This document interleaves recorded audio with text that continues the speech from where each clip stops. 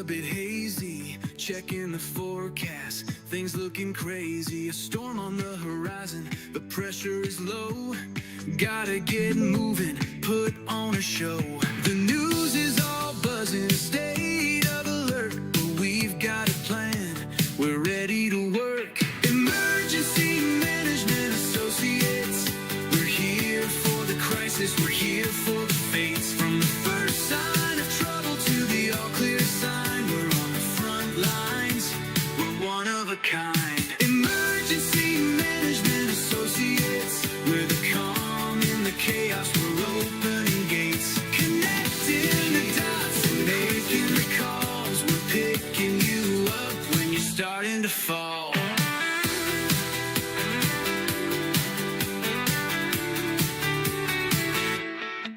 See a little fire or a rising flood, we're a well-oiled machine, we're running in the mud. From the city hall meetings to the rescue teams, turning worst case scenarios into hopeful dreams. We're training the people, we're stocking the gear, we're the team you can count on when trouble is near. Emergency Management Associates, we're here for the crisis, we're here for the fates. From the first sign of trouble to the all clear sign, we're on the front lines, we're one of a kind. Emergency Management Associates, we're the calm in the chaos, we're opening gates, connecting the dots and making the calls. We're picking you up when you're starting to fall.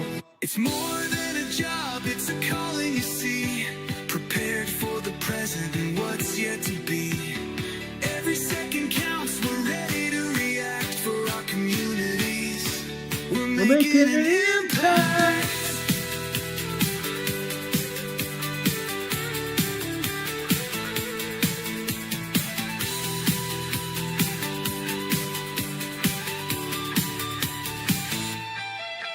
Emergency Management Associates, we're here for the crisis, we're here for the fates. From the first sign of trouble to the all clear sign, we're on the front lines, we're one of a kind. Emergency Management Associates, we're the calm in the chaos, we're opening gates, connecting the dots and making the calls. We're picking you up when you're starting to fall.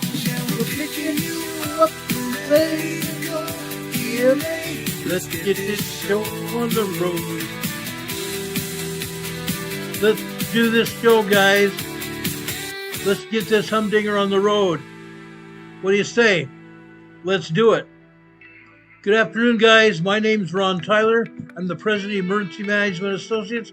We're here on the air for you almost 24/7 when need be, because we are on the air whenever information is presented that may involve someone's life being taken or lives being taken. We'll come on the air and tell you about it as soon as the information becomes available.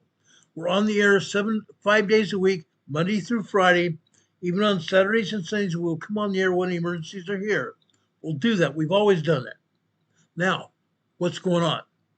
What's happening, guys? I want to go over to the USGS map here really quick. I'm not going to spend a lot of time talking about earthquakes around the world right now because we have a lot of other things we need to talk about. I'm going to take down our EMA banner here. I'm going to take down our webcam as well. Let's go over here to Alaska first. Over here to Alaska. What's going on? What's going on, guys? You see it as well as I do. Another good-sized earthquake in Alaska here. Right here. This is a 5.8 earthquake. We've had a lot of 5.8 earthquakes around the globe. This is just one more over here. This is 146 miles east-southeast of Attu Station, Alaska. This is an aftershock. This is another large, very large aftershock. 5.0, 5.8 are large earthquakes. 5.6 to 5.9 are very large earthquakes, and that's what this is. A very large earthquake over here, west or southeast of Attu Station here. Attu Station's right here. Right here.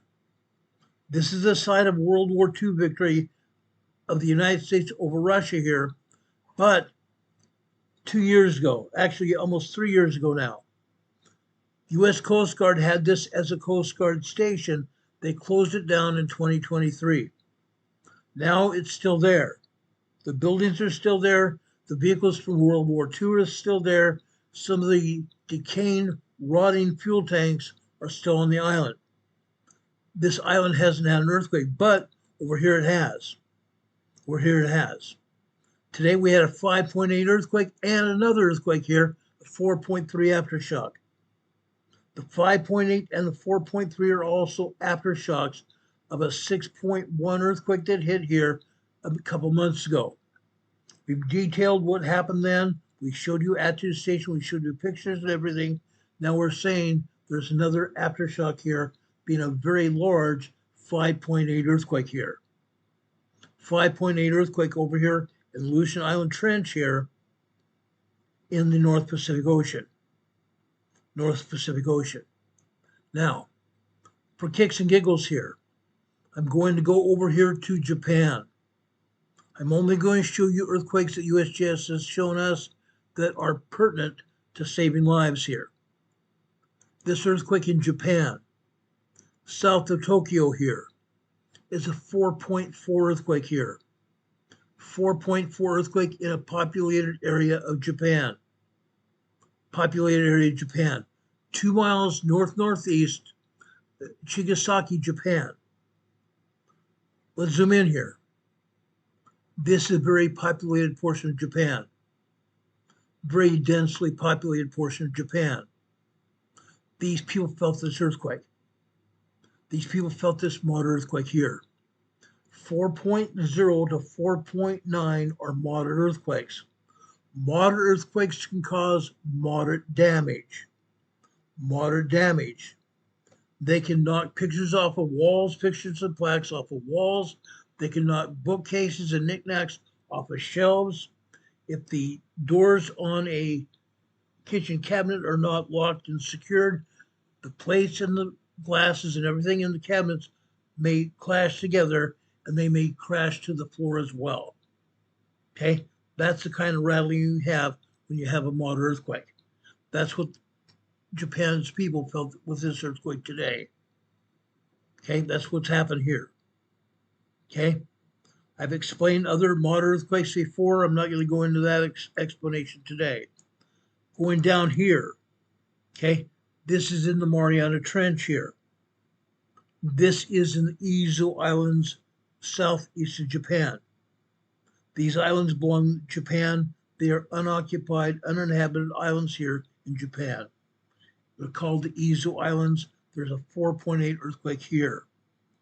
4.8 earthquake, 6.2 miles deep. Deep, not a deep earthquake at all, a shallow earthquake. Go further south here. Further south here. Okay? Over here in Tokyo, I told you about that earthquake. I told you about the one in the Izu Islands here. Now I'm going over here to the Philippines. To the Philippines here. Off the central coast of Mindanao, Philippines. The largest island in the Philippines is called Mindanao Island. It's in the southern part of the Philippines. This is another 5.5 earthquake today. 5.5 earthquake today. Yes, they had a 5.8 here 2 weeks ago. Now another 5.5 earthquake here today.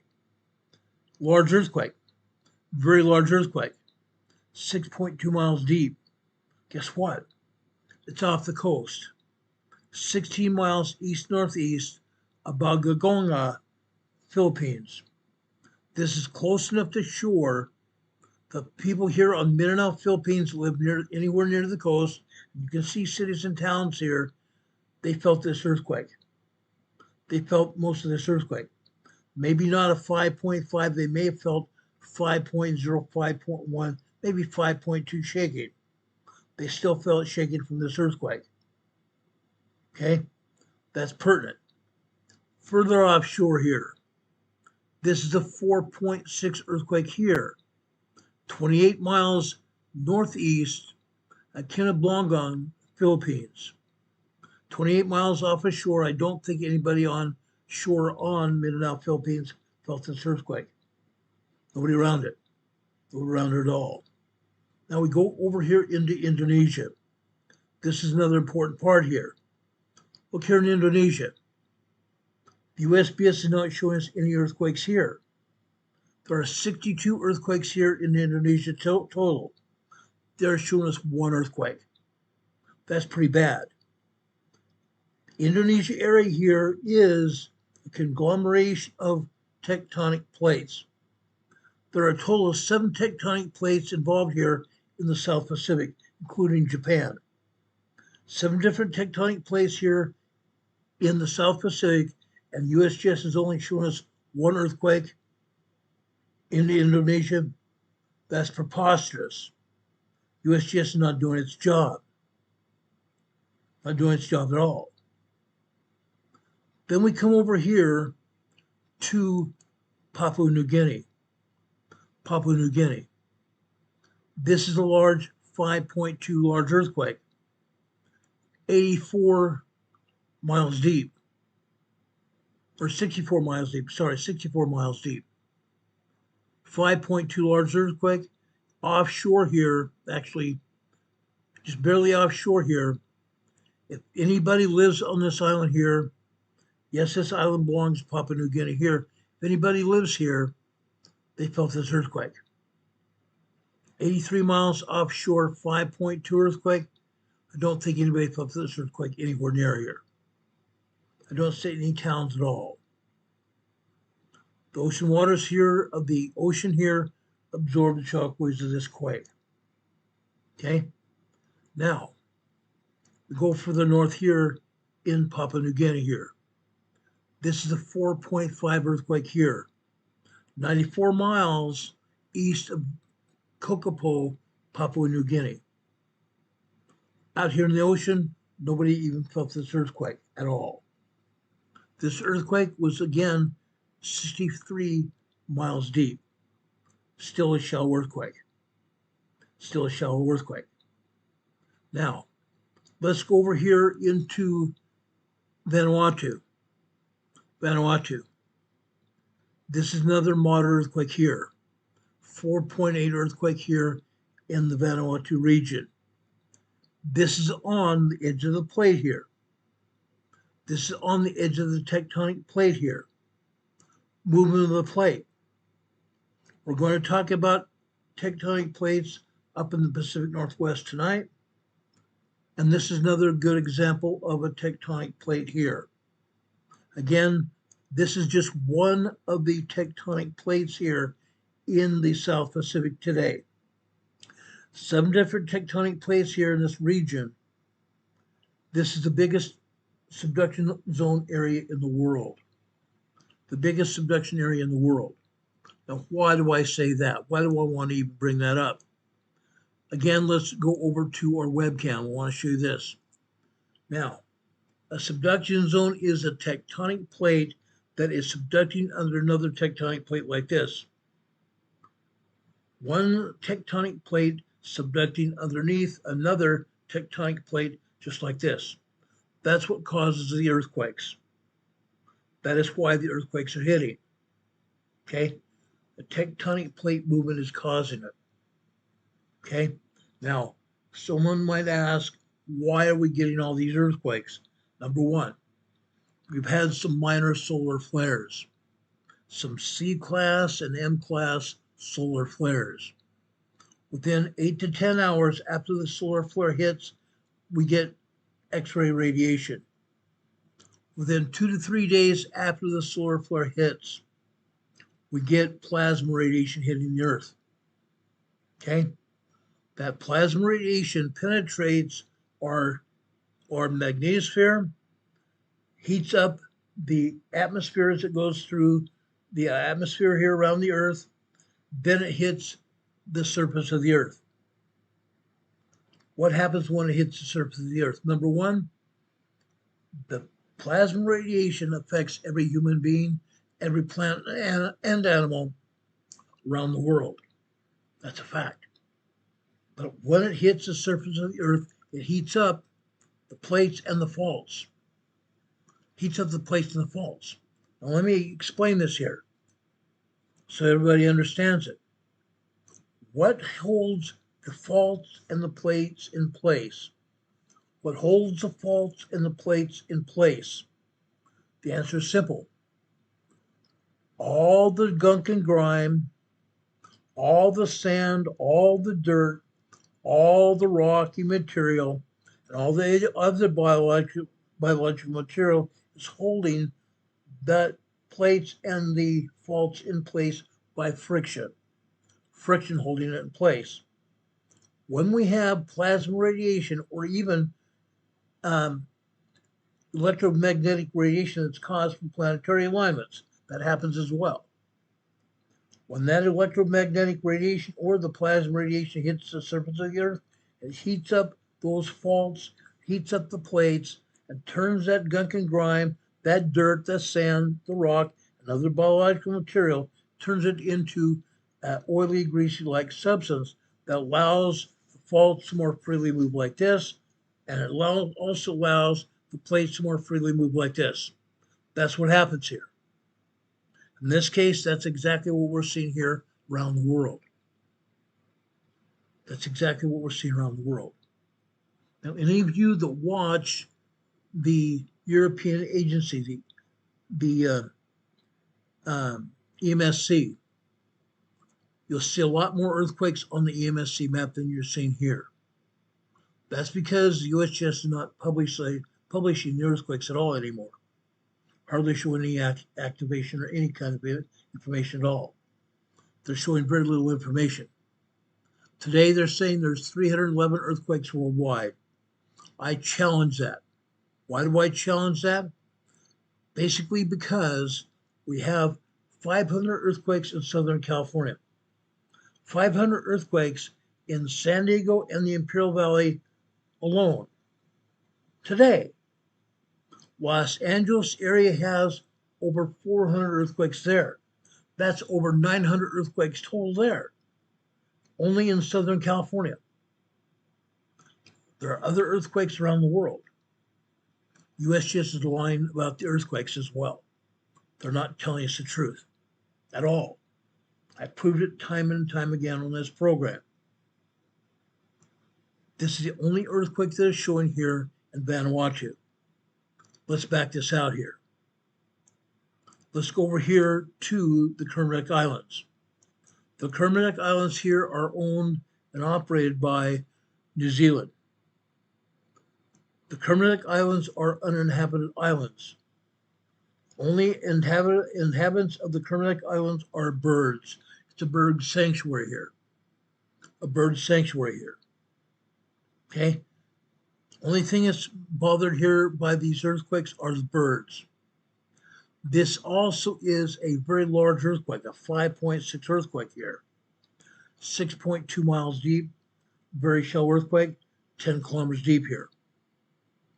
Down here, closer to New Zealand here. This you also need to know about. This is a 4.3 aftershock. 4.3 aftershock. Further north here, yesterday we had a 5.6 earthquake in this area, out off the shore of northern New Zealand. Off the shore of northern New Zealand. This earthquake here, 4.3 moderate earthquake, is an aftershock.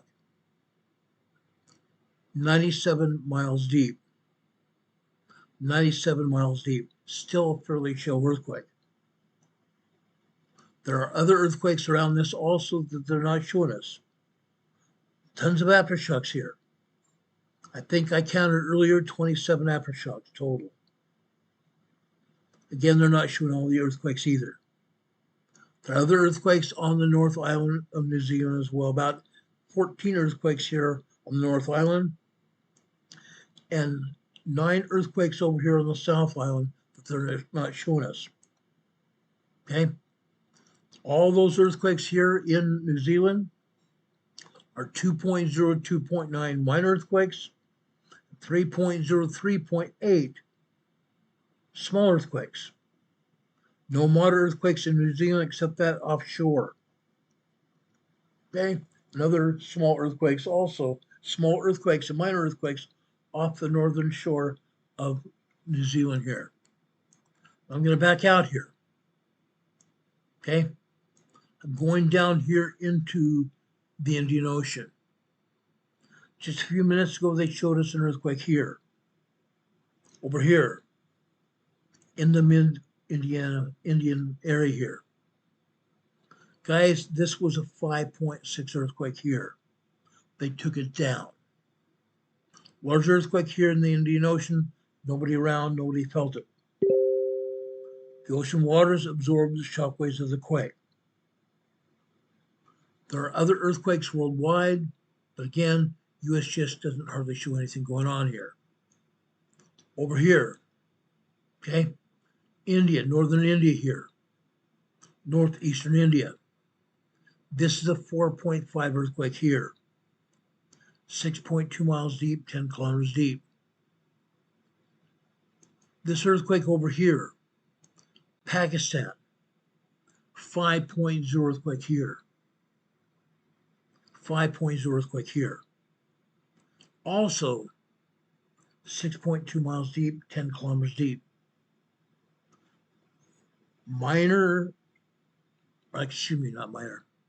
Large earthquakes here can do damage. They can do damage here. Even in Pakistan here. These people here in Pakistan don't have a lot of money usually.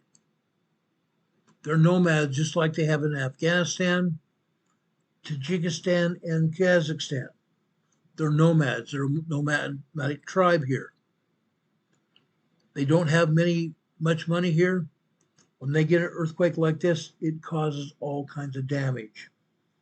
Causes all kinds of damage. And in fact, sometimes it can unalive people.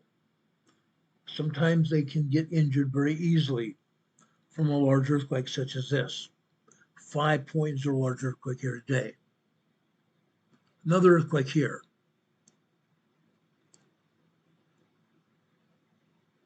Another earthquake here. Southern Iran here. Southern Iran here. This is a 4.6 earthquake here. Now, near Hyderabad, Iran. 4.6 moderate earthquake here.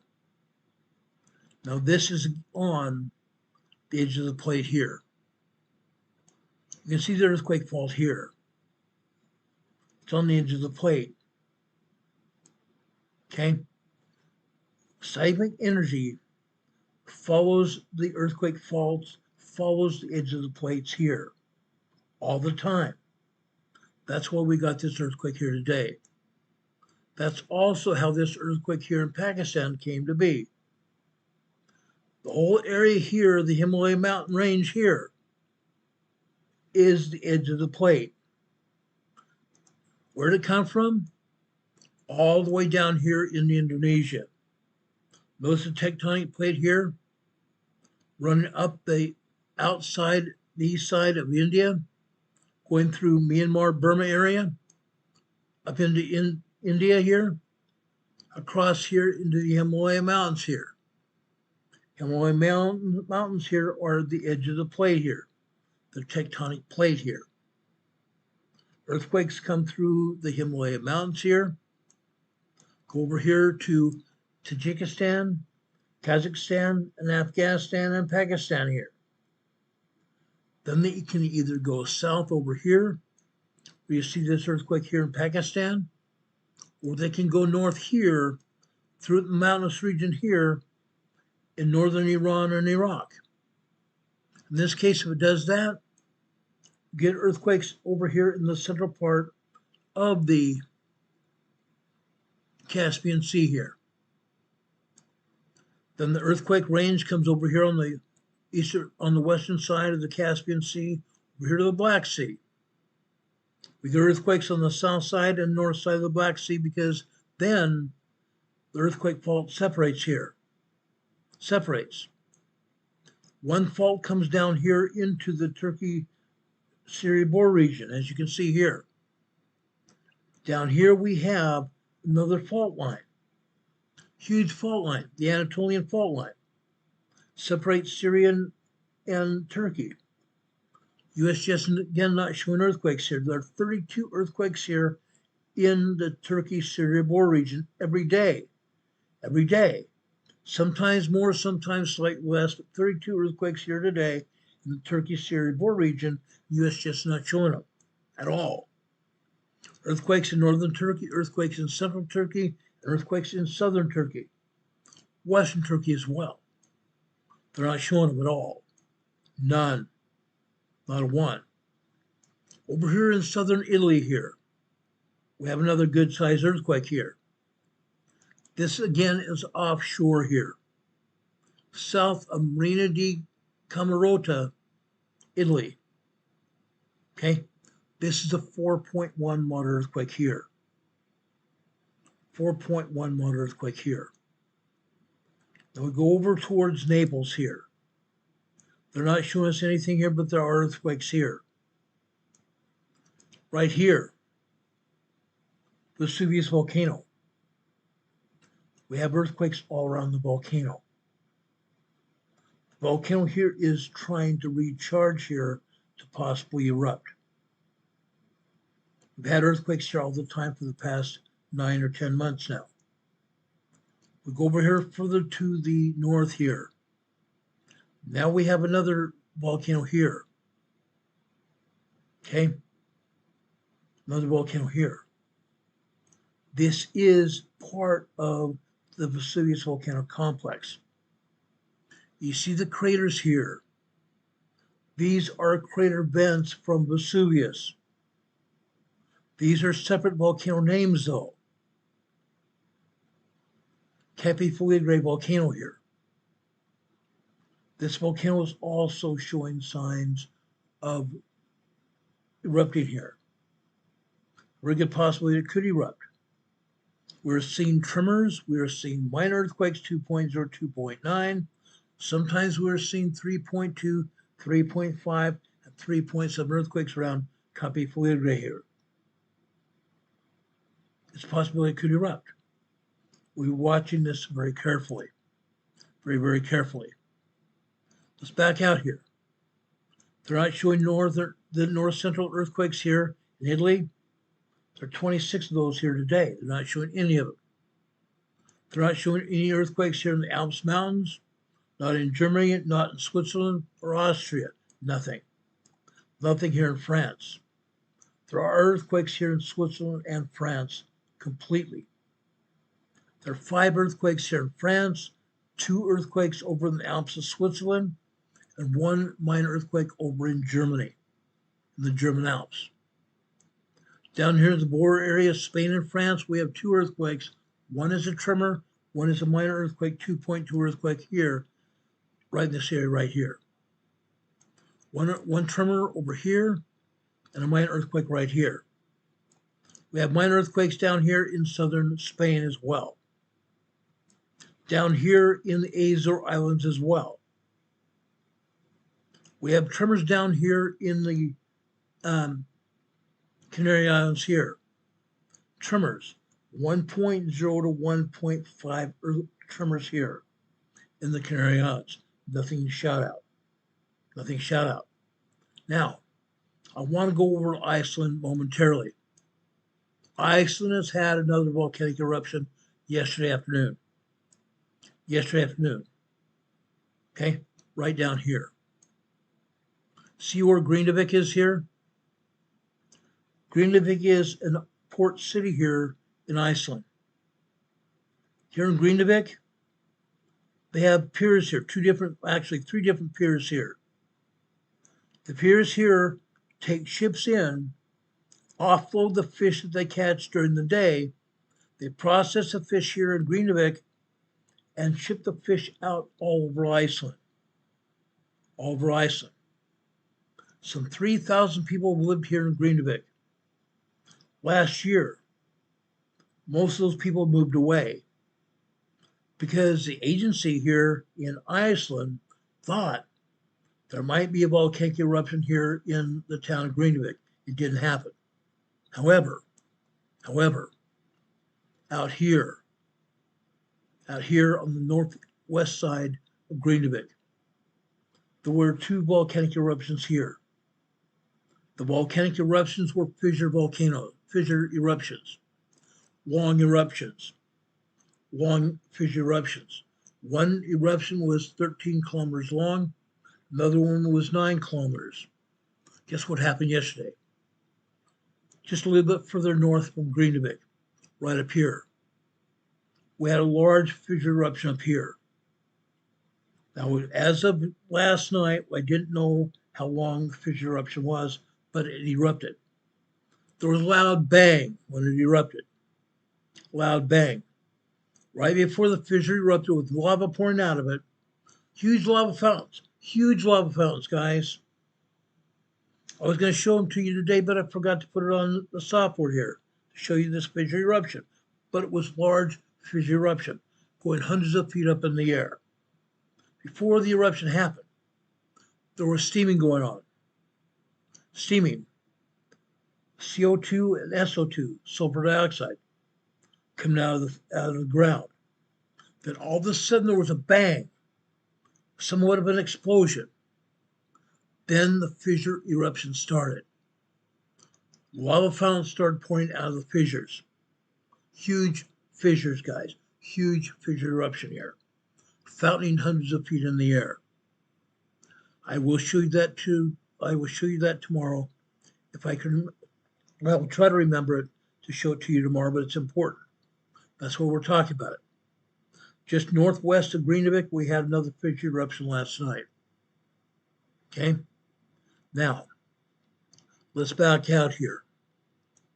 I zoomed out here. Look here in South America. They're showing us 3 earthquakes. That's a poor job. It's a very poor job for USGS to only show 3 earthquakes here. This earthquake here is a 3.3 small earthquake. 6 miles north of Villa Dolores, Argentina.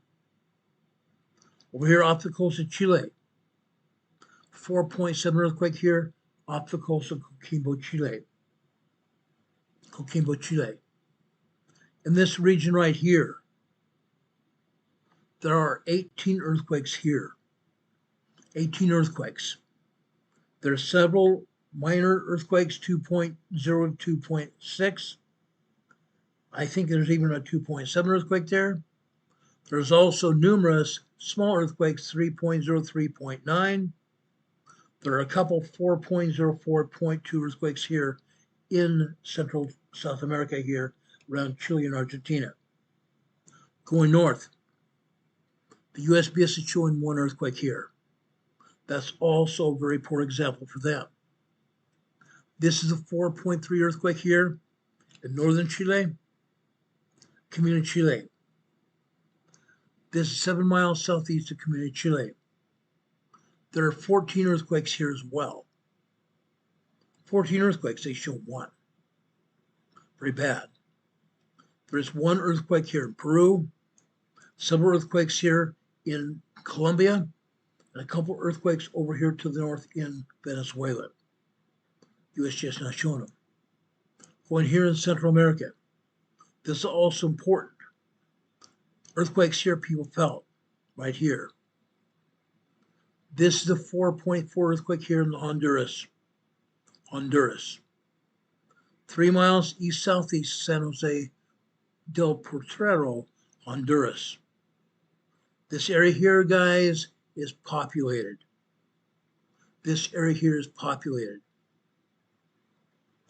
Okay? People felt this earthquake. Right there. Some of these smaller towns still felt this earthquake. Moderate earthquake here. 4.4 moderate earthquake here. Okay? I'm zooming back out. There are other earthquakes here. There are 12 earthquakes here in Central America. 12 earthquakes in Central America. Further up here to the north, off the coast of southern Mexico. This is another 4.4 earthquake here. 30 miles south of Santa Gertrudis, Miramar, Mexico. Southern Mexico. There are 48 earthquakes here in southern Mexico here. Between this earthquake here in southern Mexico, all the way up here to Puerto Vallarta. That's a lot of earthquakes. USGS never shows those earthquakes either. Never do.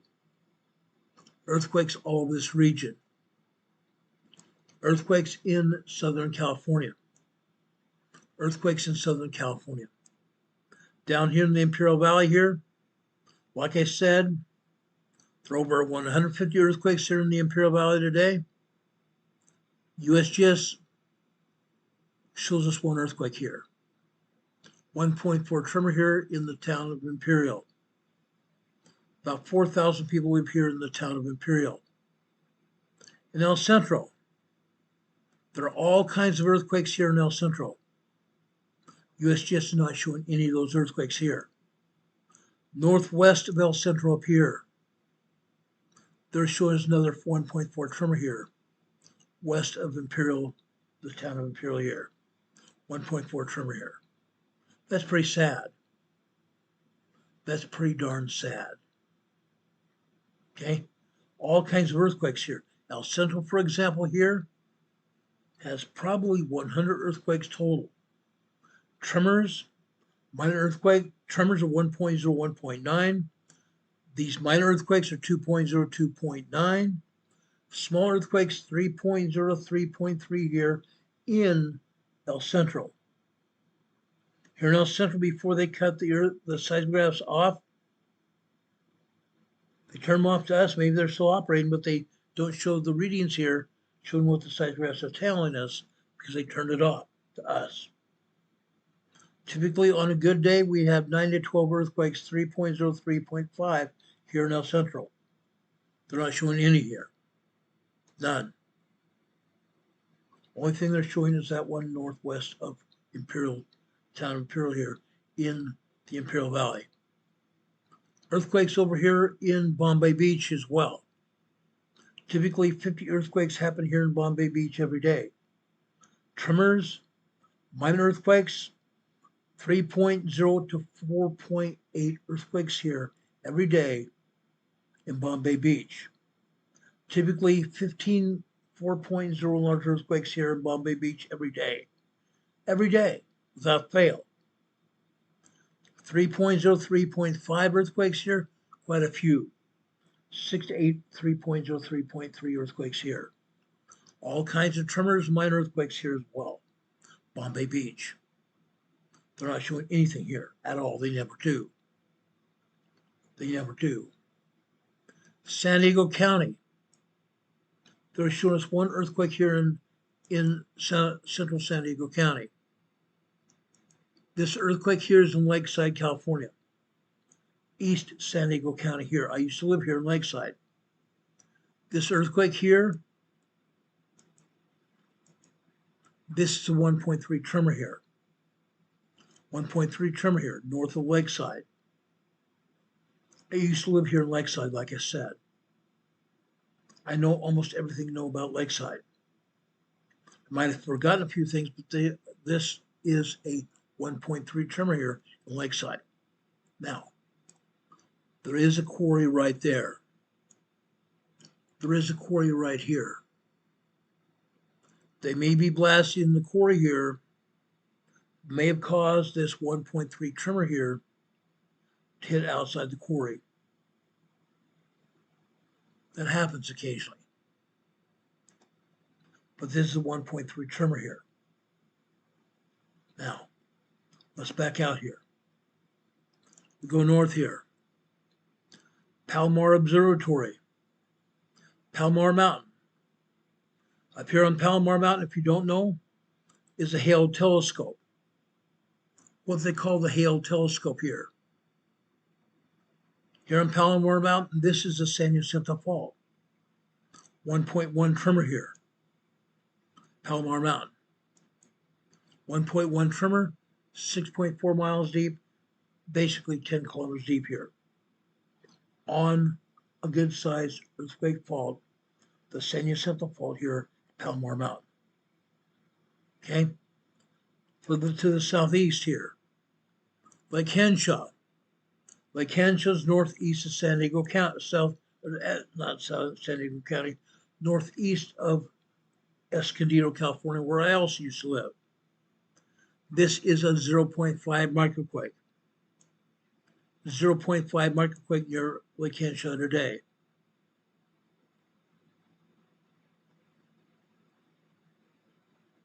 Four miles northeast of Lake Henshaw here.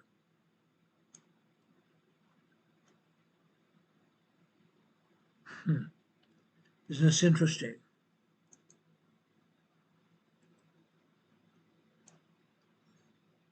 They're not even showing Lake Henshaw on the map here. That's insane. They're not even showing Lake Henshaw here on the map. That's crazy. That's completely crazy. Just for you, so you know, I used to fish in Lake Henshaw. They're not showing the earthquake. They're not showing the reservoir here. I used to pull fish, trout, brown trout, out of Lake Henshaw here. Hold it. There's Lake Henshaw right there. There's Lake Henshaw there. Earthquake is quite a distance from Lake Henshaw here. They say here it's 4 miles. I want to say it's probably 8 miles northeast of Lake Henshaw. Okay? Fact. These other earthquakes here are on the San Jacinto Falls here. Out here to the east here, this is Coachella, California. On the east side of the San Andreas Fault here. See the San Andreas Fault? Comes out of Northern California, goes all the way down here into Mexico. On the east side of the Salton Sea here, San Andreas Fault. For up here to the north, Indio, California. We had a 5.4 earthquake here in Indio, California months ago. This is an aftershock, a 0.5 microquake aftershock. Up here further north here, Joshua Tree National Forest. Not a forest, it's a huge desert area with these great big huge bar cactuses. Great big huge bar cactuses here, and Joshua Tree cactuses as well. In Joshua Tree National Park in California. They're hardly showing any earthquakes at all here in Los Angeles. They're showing this here. Home Gardens, California. Just south of Corona. 1.6 tremor here. Going north here, Fontana. They're showing an earthquake in Fontana, guys. 5 miles northwest of Fontana. 1.0 tremor here.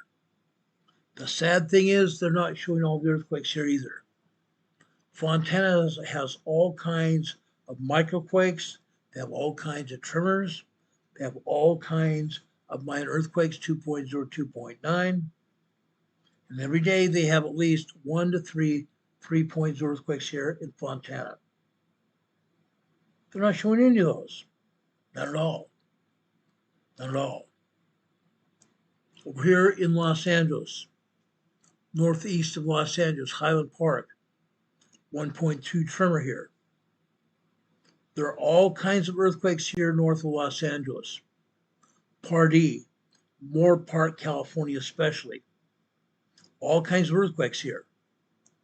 They're just not showing them. None at all. Fancy that. Fancy that. We've had earthquakes here all the time. Literally all the time. Unreal. Earthquakes over here in let's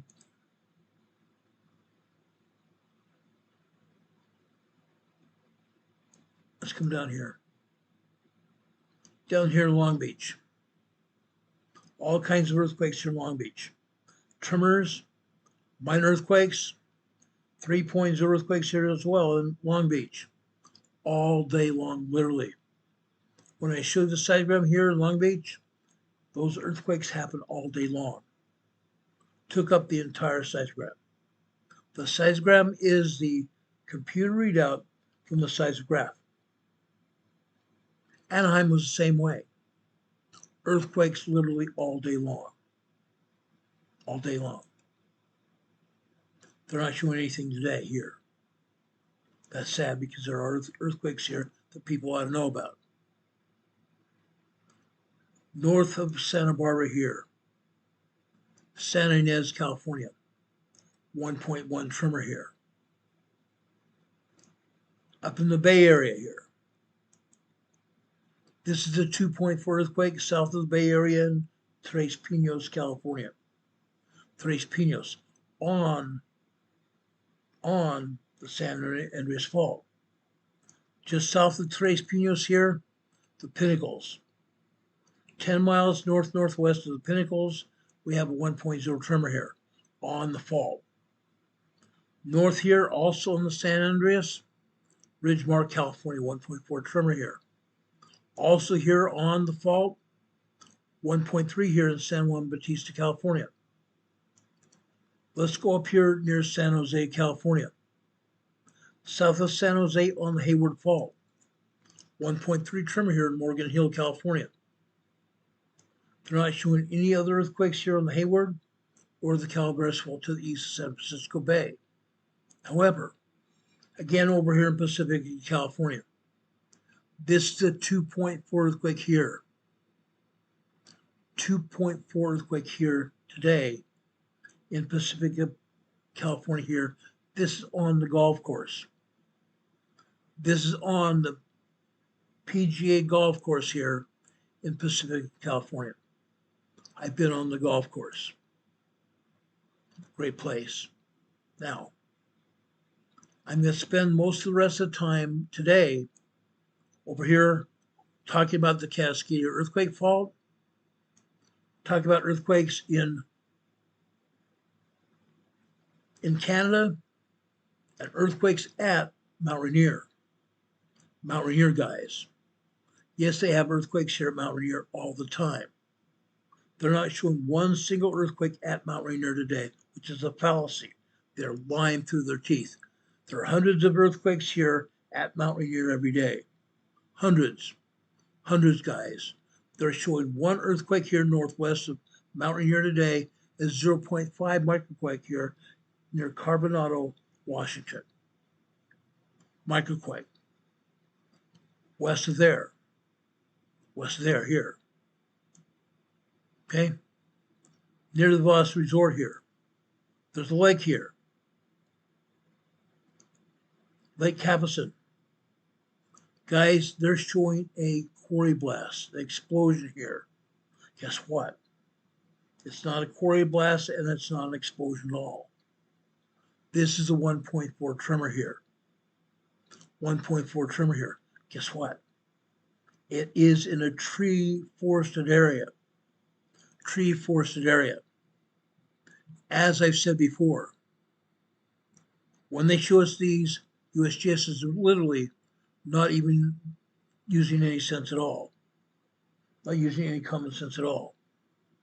Guess what? For my sake, I'm calling this spontaneous combustus carnivorous, an exploding tree. Exploding tree. This is a tremor here, not an explosion at all. Yes, we could say that the marmots here in Washington may have caused this explosion of a tree. But factually, this is a tremor in Washington state. They happen all the time. There are literally hundreds, maybe thousands of tremors here in Washington state all the time, even right here. But they rarely ever show them. They rarely ever show them. They would rather say, oh my gosh, by golly, we have an explosion. Not the truth. Not the truth at all. It's a tremor here. Hundreds of tremors happen here in Washington state all the time. Washington, Oregon especially. Even going up here into Canada. They have they have earthquakes here as well. Over here on the Olympic Peninsula here in Washington, 1.3 tremor here near Chico, Washington. Further north here near the Puget Sound. They're calling this another explosion here. Anacortes, Washington. 3 miles southwest of Anacortes, Washington, near the Puget Sound. Let's zoom in here, guys. Let's take a look at this. Again, it appears to be in a forested area here. Forested area here. Right there. Okay, this was not an explosion at all. This was not an explosion. This was a tremor here. Actually not a tremor, even a 2.0 earthquake. 2.0 earthquake, not an explosion at all. Okay? They say this kind of stuff all the time, and it's not true at all. I'm going to say this, that I believe the USGS never even checks it. I believe the USGS never even checks it at all. They just put it out and throw their breath out in nowhere man's land. Nowhere man's land. Now, yes, I'm going to talk about Canada today. I'm going to talk about Vancouver Island here. I'm going to talk about Mount Rainier in a few minutes. There's a problem here near Vancouver Island. I spoke about it a little bit yesterday right here. There's an earthquake fault called the Nootka earthquake fault. Let's talk about that here.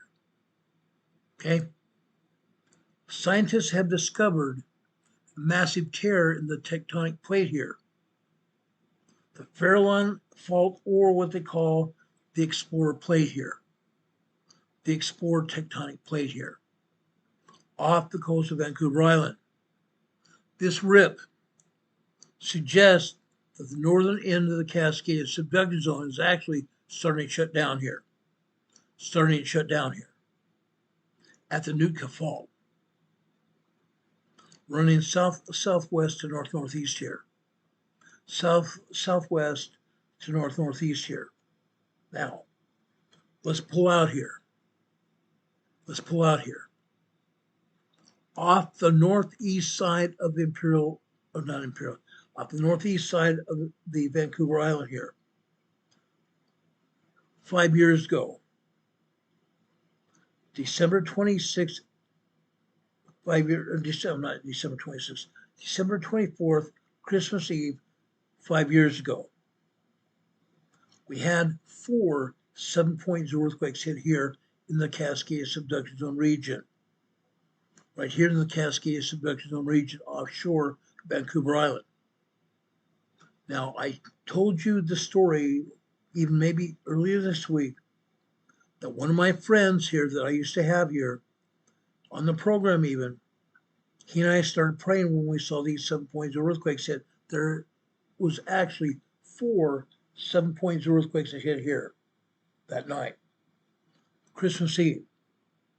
He and I believed that these 4 7.0 earthquakes could have triggered the Cascadia earthquake, the Cascadia megathrust earthquake. It didn't happen. Fortunately, it didn't happen. No one lost their life because of the earthquakes. We got really lucky here. We're lucky. That happened here. But further down here, central Vancouver Island here, there's a fault. A fault. Up until very recently, we thought that we understood the earthquake risk here on the West Coast pretty well. You know, numerous small quakes hit all the time here, occasionally even damaging shallow quakes. And the massive big one's still going to happen. That massive big one is going to be the Cascadia megathrust earthquake. Further south here on the coastline of Canada and northern Washington. Off of Canada, northern Washington right here. This is where we're going to have the Cascadia megathrust earthquake. 9.0 to 10.0 earthquake here. We'll come back to this in a little bit. Further up here, the Nootka Fault. There is new data that paints a little bit of a different picture. The kind of picture that could rewrite the tsunami and earthquake risk for the south coast of British Columbia, Canada. Scientists have discovered a massive tear deep into the underground area here of Vancouver Island. A sign that the situation is a lot more complicated than we previously even thought. A lot more complicated than we even thought. Fancy that. We thought we knew everything about the Cascadia megathrust earthquake fault. This isn't necessarily true. We don't know everything. We learn more information every day. But that Cascadia megathrust earthquake is going to still happen. Fact. Okay? Here, the Pacific Ocean Plate, the Farallon Fault, the Explorer Plate, the Juan de Fuca Plate further out here to the east. The Juan de Fuca Fault is this zigzag fault line further out here in the water of the Pacific Ocean. These plates are moving at a speed of fingernails growth every year. About 3 to 5 to 7 centimeters here every year. 3 to 5, maybe 3.7 centimeters here every year. Literally snail's pace. Okay? But here, offshore here, this plate is very dense. So it dives or subducts under the lighter North American plate here, which is the continental plate. The Nootka plate, or actually Nootka Fault here, is tearing off the Explorer plate. Turn off the Explorer plate here. Okay? But again, the Nootka Fault is underground here.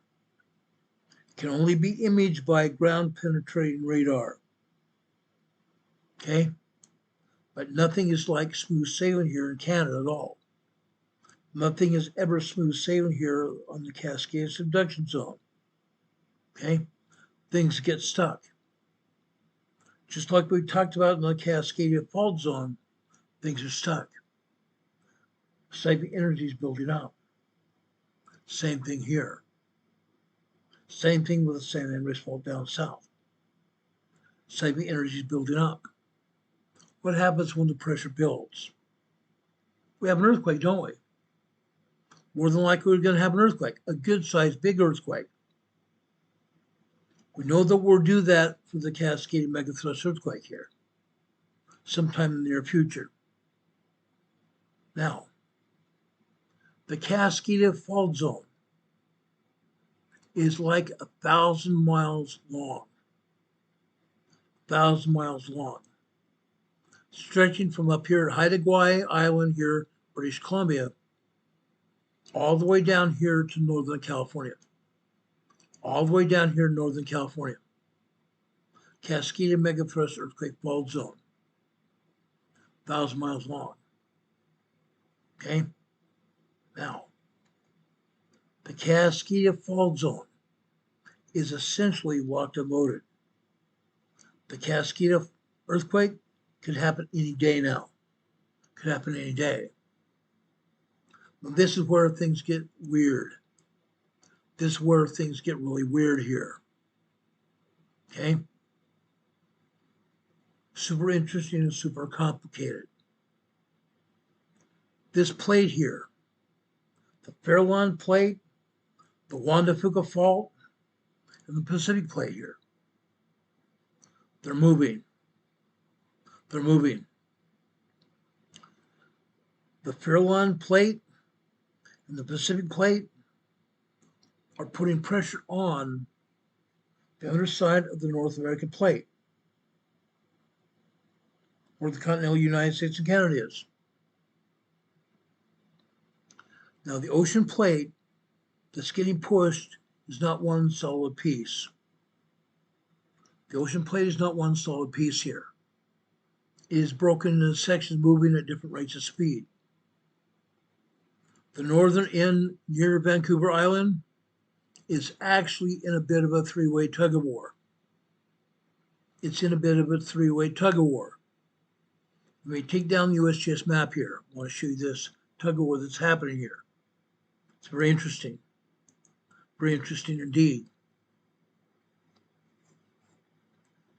Right here. This is a three-way tug-of-war.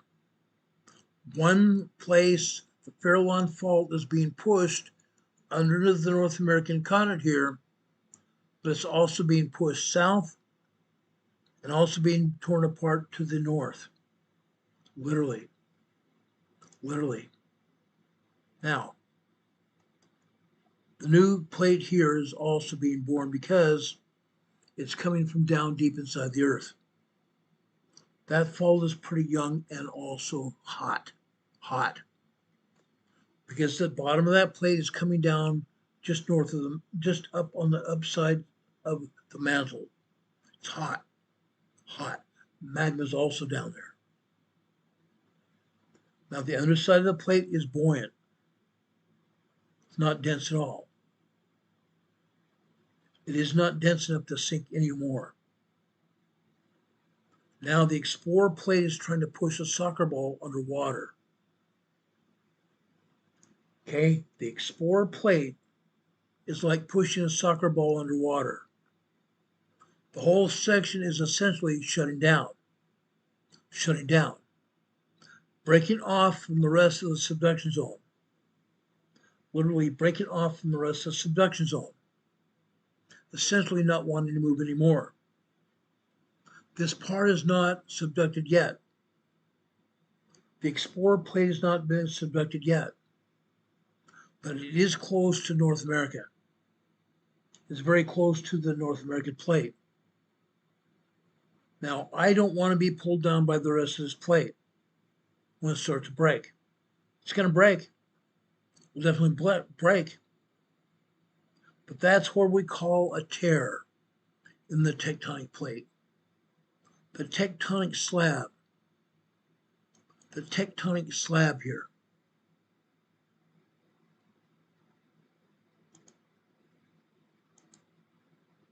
The tectonic slab is tearing apart right there.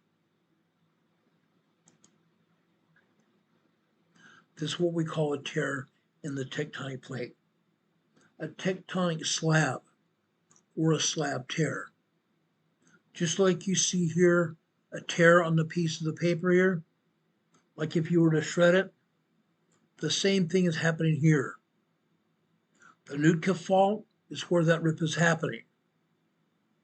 One day this whole section will stop subducting completely and just slide side by side with the rest of us instead. The transform boundary area, where the two plates meet, is like scissors that are cutting through the Explorer plate, allowing one segment to stop subduction, in essence, no longer time to subduct at all, while the Cascadia subduction zone is still actually shrinking and going down under a drastic note deep under the North American plate. But this is the only Cascadia section. The one I've been seemingly obsessed with, trying to get all of you to get your earthquake emergency preparedness gear in order, is still there. Still there. You still need to get your emergency gear in order. Now the question here, does this mean the big one is not going to happen to the Canadian people? Not exactly. That is not easy to say no to. Not exactly. That's a lot like still having a lot to figure out here. But it does not mean that the big one won't happen. It still means big one's going to happen. But in this case, the big one might not be making a clean break either. The big one might not be able to make a clean break here. We know that there will be future small and large quakes in this region. We know that. They happen all the time. Excuse me. But now we get to look at the bigger picture here again and see how that rupture propagates.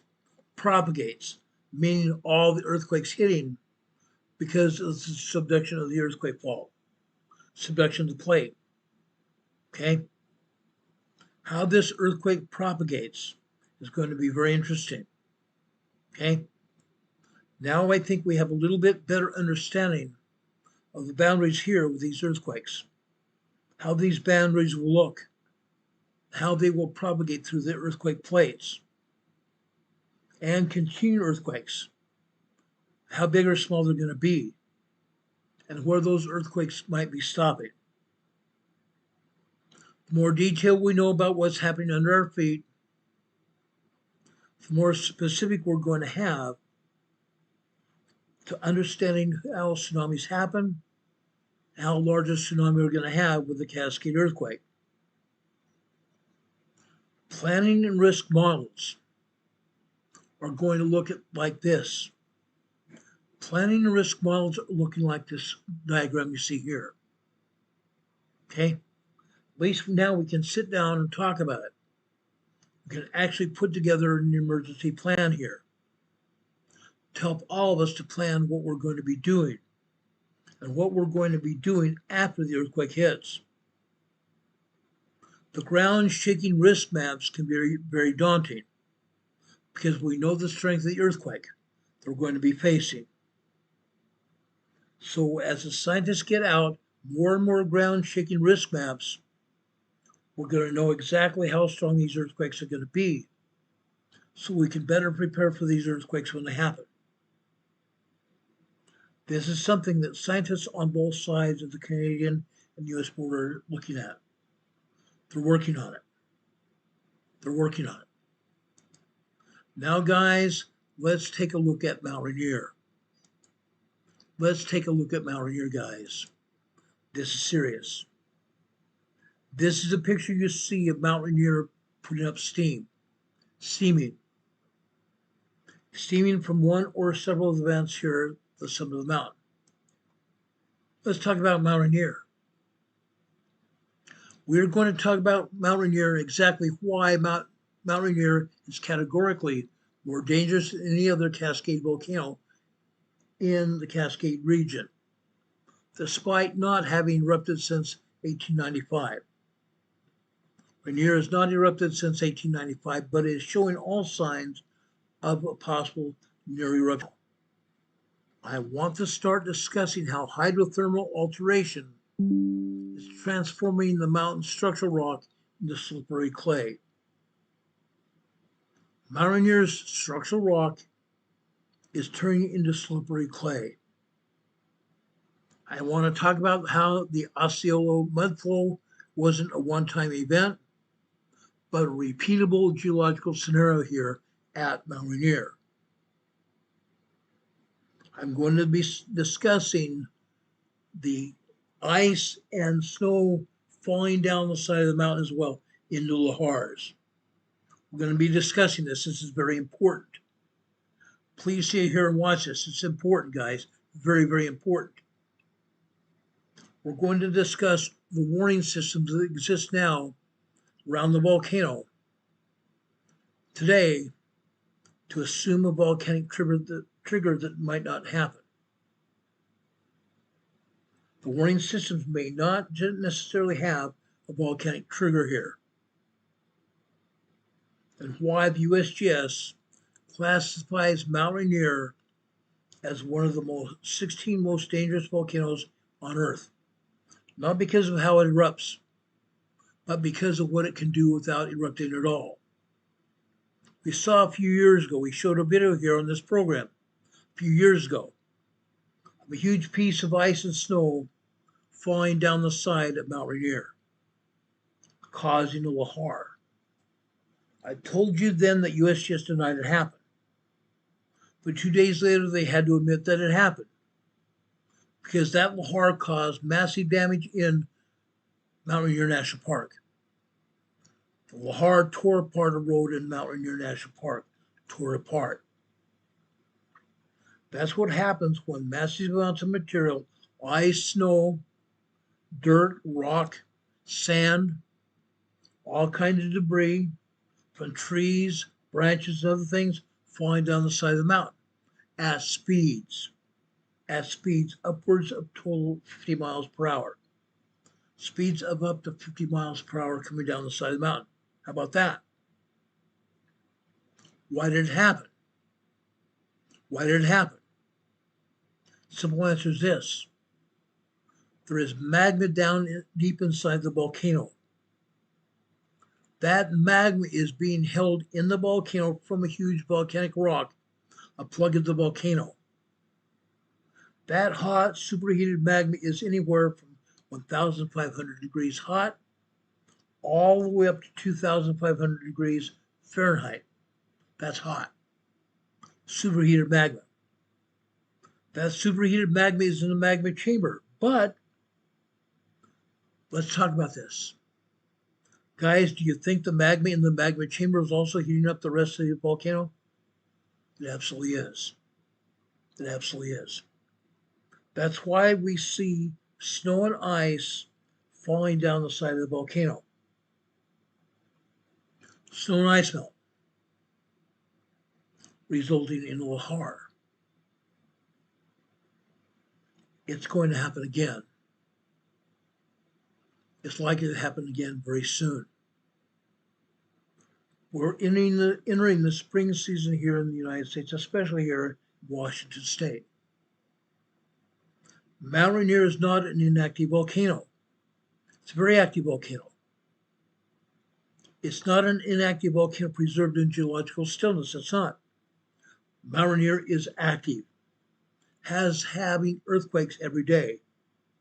Not the USGS shows it on the earthquake map, but they have earthquakes every day at Mount Rainier. Many of them, hundreds of them, that the agency is not showing us. Okay? Those earthquakes are literally tearing apart Mount Rainier, tearing apart between the magma inside the volcano, the heat. 67% of magma is water. 67% of magma is water. That magma in Mount Rainier has hit the plug of the volcano like this. Hitting the plug of the volcano just like this.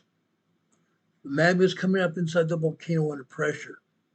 When that hits that volcanic rock, it fractures, causing small holes in that volcanic rock, allowing steam to escape from the magma. That steam escaping from the magma is causing the steam to come out of the volcano. That's what you see here in this picture, in the slide. We've told you about tremors and earthquakes. Tremors and earthquakes are caused by the magma inside the volcano under pressure, fracturing rock inside the volcano. That's why we have earthquakes and tremors there. Now we need to deliver this message about Mount Rainier. Yes, Mount Rainier may erupt very soon.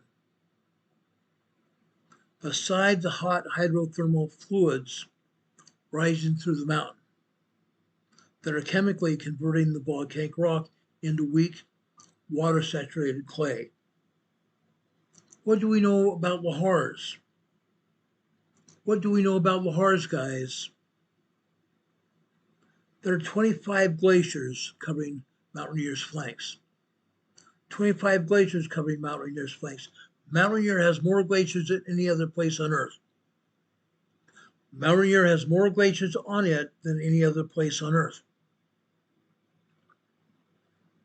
More permanent ice than any other Cascade volcano combined. If you sit on top of a mountain whose structural integrity is progressively degrading, think about it. Would you sit on top of that mountain? I don't think I would.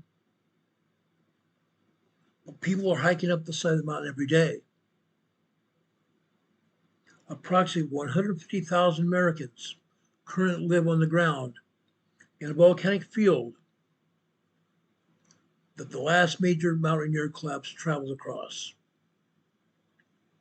Think about this. Over 150,000 Americans currently live in a volcanic field that came there because of Mount Rainier. They're living on the volcanic field. They're living on the volcanic field here. 5,000 years ago, a massive section of Mount Rainier's upper mountain failed catastrophically. Huge section of Mount Rainier collapsed. Clay-rich hydrothermal altered rock released from the summit in a single event. That one single event removed 1,600 feet of elevation from the volcano. And it generated what they call the Osceola mudflow, a 60-mile debris flow that traveled all the way to the present-day location of Tacoma, Washington. A 60-mile debris flow from Mount Rainier over to Tacoma, Washington. 500 years ago, a smaller but similar event buried the ground around Orting, Washington, where Orting, Washington now sits. Think about that for another minute. When Mount Rainier shed a single significant portion of its flank, could happen tonight, could happen tomorrow morning, or in the coming days.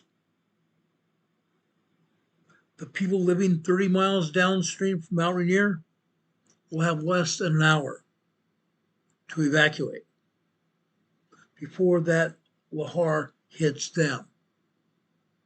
Let that sink in.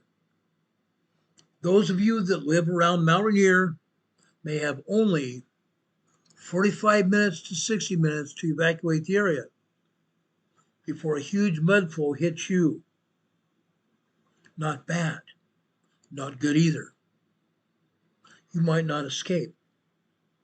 Why won't you escape? Because everyone else in your area is going to be thinking the same thing. My gosh, we have a lahar coming down Mount Rainier. We've got to get away. They're telling us to evacuate. If you try to take your car, you're going to be stuck on the highways. Just be stuck on the roadways. All the other traffic is thinking the same thing. If you live in a town near Tacoma, for example, or any other town there, including Seattle, including any other small town around the Puget Sound, you're going to be asked to leave. You may have to run. You may have to walk fast. You have less than 45 minutes probably to get away from the volcanic flood. Less than an hour to escape a wall of ash like concrete, mud and boulders, debris, trees and branches coming down in that mudflow, in that lahar, moving around 50 miles an hour, reaching 100 feet deep in places. That mudflow, that lahar is going to arrive in your cities. All of you that live in north, south, west, or east of Mount Rainier are going to be living on a volcanic field. You probably already are living on the volcanic field. And when a lahar comes up, your places are going to be probably wiped out. Wiped out. Covered again by a lava flow where you live and walk. Covered again by a lahar where you work and live. You will not be getting any warning from the seismographs that are all around the mountain.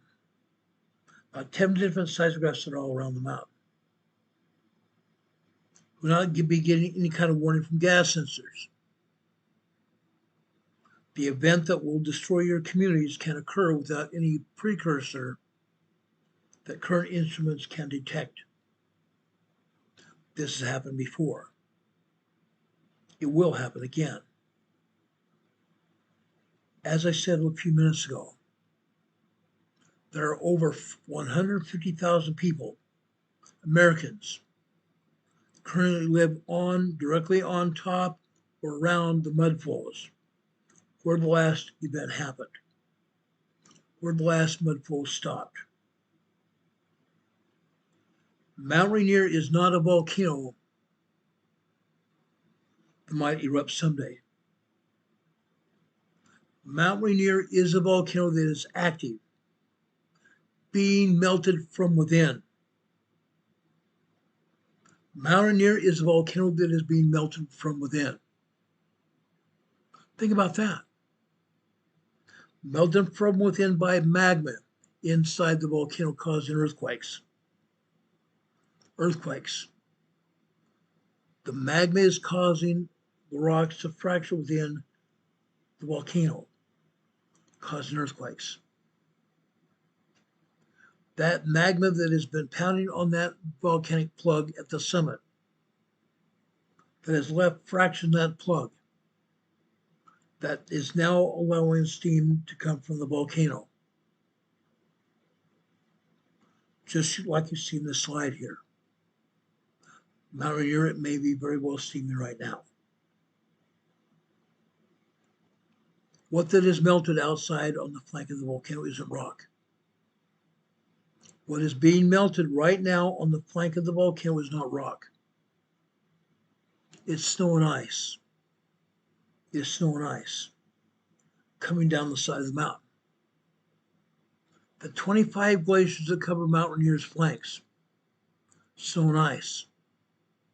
Together, they contain more permanent ice than all other Cascade volcanoes combined. Roughly 1 cubic mile of frozen water sitting on top of an active volcano. That single geological fact is what makes Mount Rainier uniquely dangerous. Compared to Mount St. Helens in 1980, St. Helens had far less ice covered than Mount Rainier does. The Mount St. Helens eruption was catastrophic. The 1980 eruption of Mount St. Helens unalived 57 people, and hundreds of others were injured. Thousands of square miles of forest were destroyed. But the lahars from Mount St. Helens produced, while devastating, were relatively limited in scale. Relatively limited in scale compared to what Mount Rainier is capable of. The difference here is ice. The difference here is ice. When volcanic material, the magma inside the volcano, the pyroclastic mud flows, the superheated gas, encounters ice at the scale that Mount Rainier carries it. The ice doesn't melt slowly. It flashes. That superheated magma, or lava, that superheated lava, anywhere from 1,500 degrees hot up to 2,500 degrees hot, turns that melted ice into water, superheated water, in seconds. Turns that ice into superheated water in seconds, saturating the sediment on the side of the volcano. The sediment, the dirt and rock. Also any other ash that's on the side of the mountain, which there is. Every day we have more ash on the side of Mount Rainier. When that mixture mixes with the dirt, the rock, and the ash, the debris flow, the branches and trees, the mixture thickens like concrete. The mixture thickens like concrete. Not solid concrete, but concrete as you see coming out of a concrete truck, going in to build a house, going in to fill a foundation to build a house. The density of that rock, the density of those branches, those trees, the density of that water, everything increases until what's the mountain? What's the mountain? Now we're going to have the consistency of concrete, the consistency of wet concrete coming down the side of the mountain, through rivers and streams running down the side of Mount Rainier. Again, the lahar at Mount Rainier can travel at speeds up to 50 miles per hour. These lahars, they can be 490 feet deep in narrow valleys. They will destroy or bury everything in their path. They will destroy everything and bury everything under the path. But there's some geology here that most people don't know. The problem isn't just ice sitting at the top of the volcano. The problem is what's happening to the rock underneath the ice. What's happening to that rock underneath the ice? Because the mountain isn't just being melted from above. It's being chemically attacked from below. The magma is chemically attacking the mountain from below, inside the volcano. Before we continue, if you or anyone else you know are living in the Pacific Northwest, you might have friends, you might have family there. Please let them know what we're talking about here. They need to know what we're talking about here. Tell them about it. Tell all of your family, your extended family. Tell the people you know as friends and relatives, friends and neighbors. Tell your social media contacts and tell the people you work with as well. They need to know about this. Mount Rainier is a very active volcano. What I've been talking about today can happen tomorrow. It can happen tonight. It can happen at any moment. This pertains to all of us, every one of us. This pertains to us because it is our safety and our well-being that is being challenged here by the volcano. We want to help you out here. We want to warn you about what's going on. Mount Rainier is called, what is going on there, Mount Rainier is hydrothermically active. Hydrothermally active. Hot water and gas continuously circulate through the interior of the volcano. The hot water is circulating with magma. Like I said, 67%, 6 to 7% of all magma is water. Water. The hot water, the gases, the CO2, SO2, circulating with the magma through the interior of the volcano is driven by magmatic heat inside it. All those things driven by the magmatic heat inside the magma. Heat, guys. The ongoing process is called hydrothermal alteration. Hot acidic fluids rising through the rock don't just weaken it. They transform it. They transform it chemically. Solid volcanic rock gets converted over thousands of years into clay minerals, specifically clay minerals with very specific and very dangerous properties. Clay retains water, as you might know. Those of you who have worked with clay throughout your lives, clay retains water. The clay then becomes slippery when wet. Clay has almost no structural strength compared to the original volcanic rock that it replaced. Picture what this means at the mountain. Picture what this means at mountain scale, Mount Rainier. Imagine replacing portions of the structural skeleton of a 14,000 foot high volcano with wet hail and clay. Replacing the portions of the volcano, the structural skeleton, with kale, and wet clay. That's what we're talking about here. Saturated, slippery, weak, dangerous clay. The USGS has mapped the hydrothermal altered zones across Mount Rainier extensively. They mapped it. They know what's going on here. Large sections of the upper mountain, sections that from the outside look like solid rock, covered in ice, are actually weak, clay-rich water. Those sides of the volcano at the top are actually weak, clay-rich water-saturated material, held in place by the weight of the material above it, ice, and the strength of the material around it, ice. The mountain is, in a very real sense, cannibalizing itself, cannibalizing its own structural integrity from inside. The magma from inside the volcano is chemically sabotaging the volcano itself. This is why Mount Rainier can produce massive, catastrophic landslides without any eruption at all, without any notice at all. As I said, this happened a few years ago. We showed it then happening.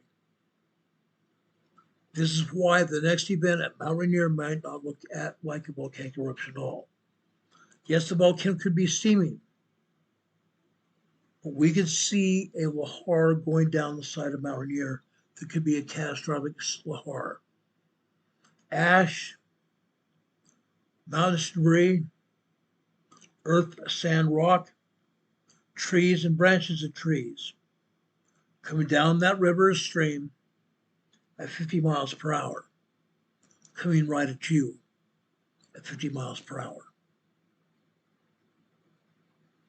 Imagine that. Imagine that happening without any warning.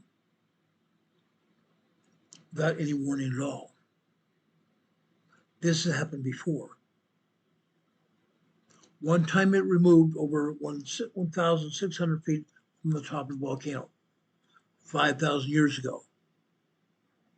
An event geologists have called Osceola mudflow.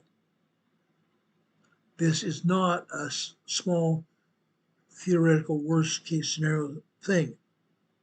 It's a documented geological catastrophe preserved in the rock record across significant portions of Western Washington. Significant portions of Western Washington under lava flows. Lava flows. A massive section of Mount Rainier's upper mountain collapsed. Collapsed, guys. That's what caused this. The mountain collapsed. That rock was not just rock, it was clay. Clay inside the rock. Clay. Clay, guys.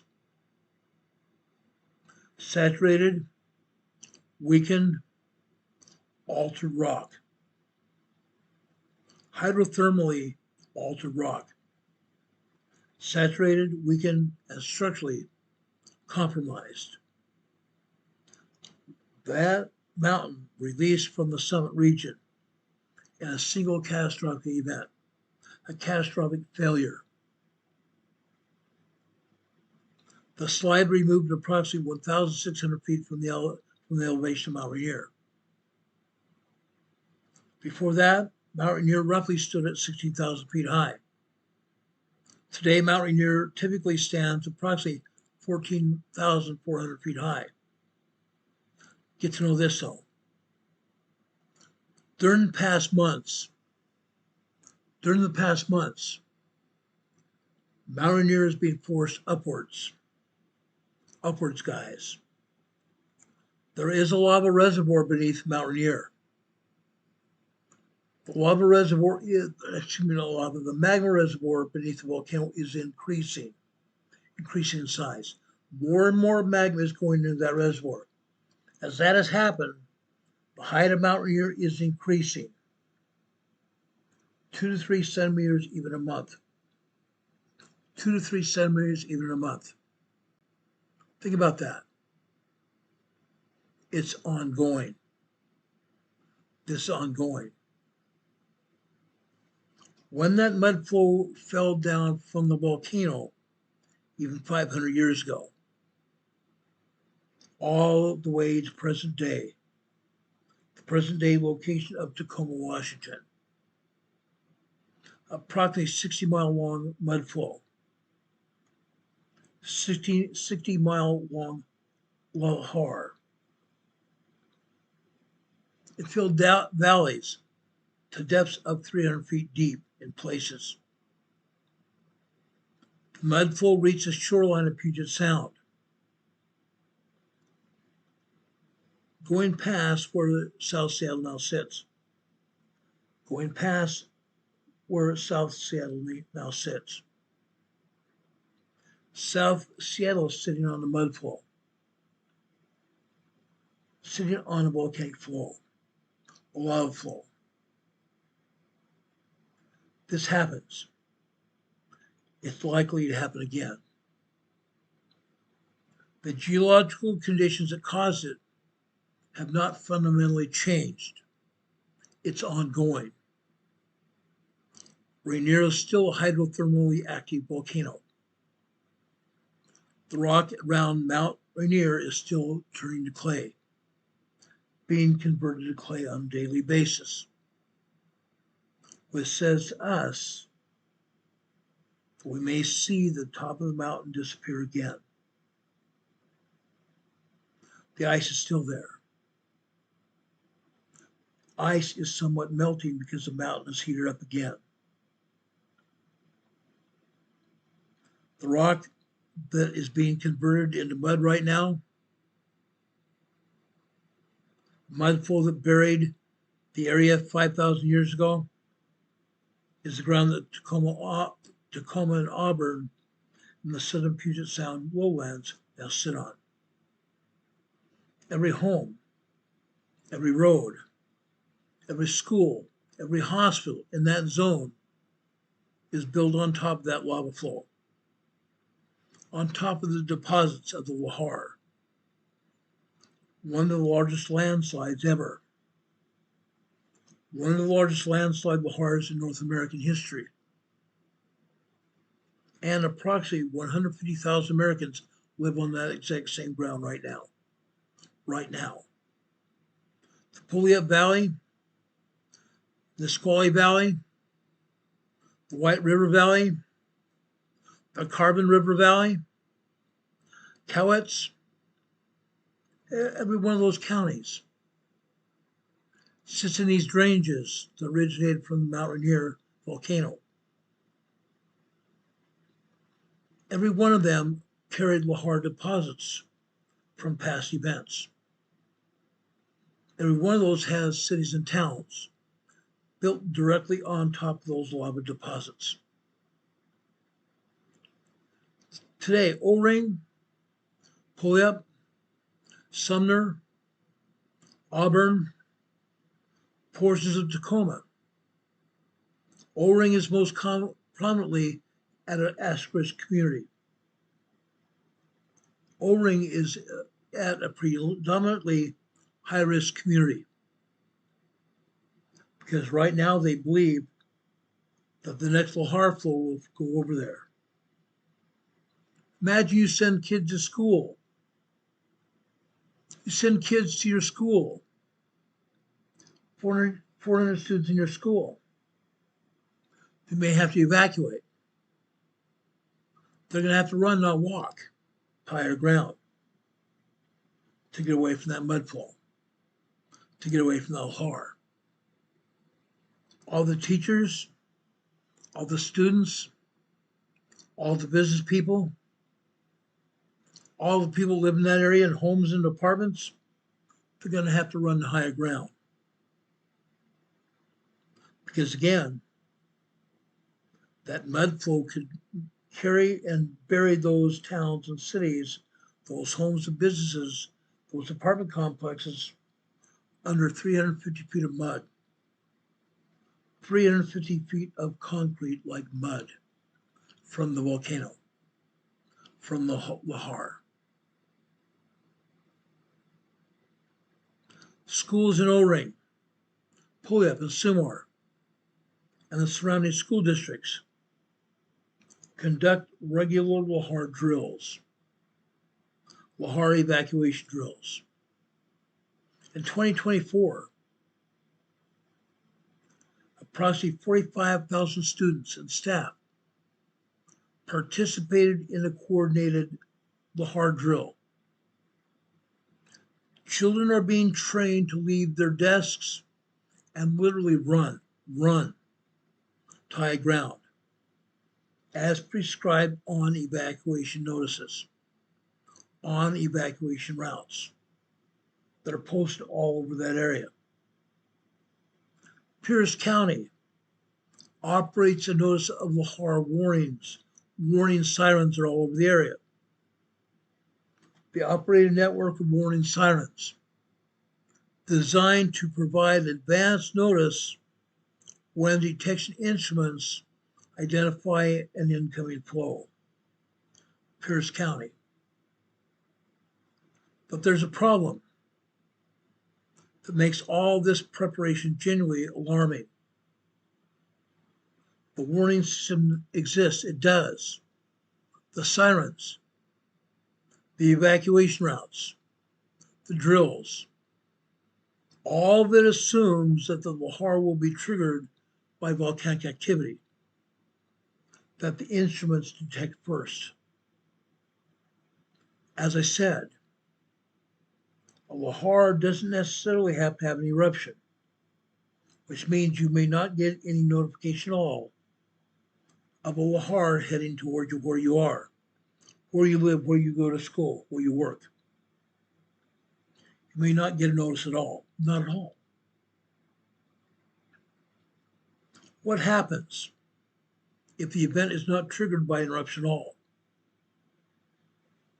A lahar can occur without any volcanic precursor. Mount Rainier doesn't have to erupt.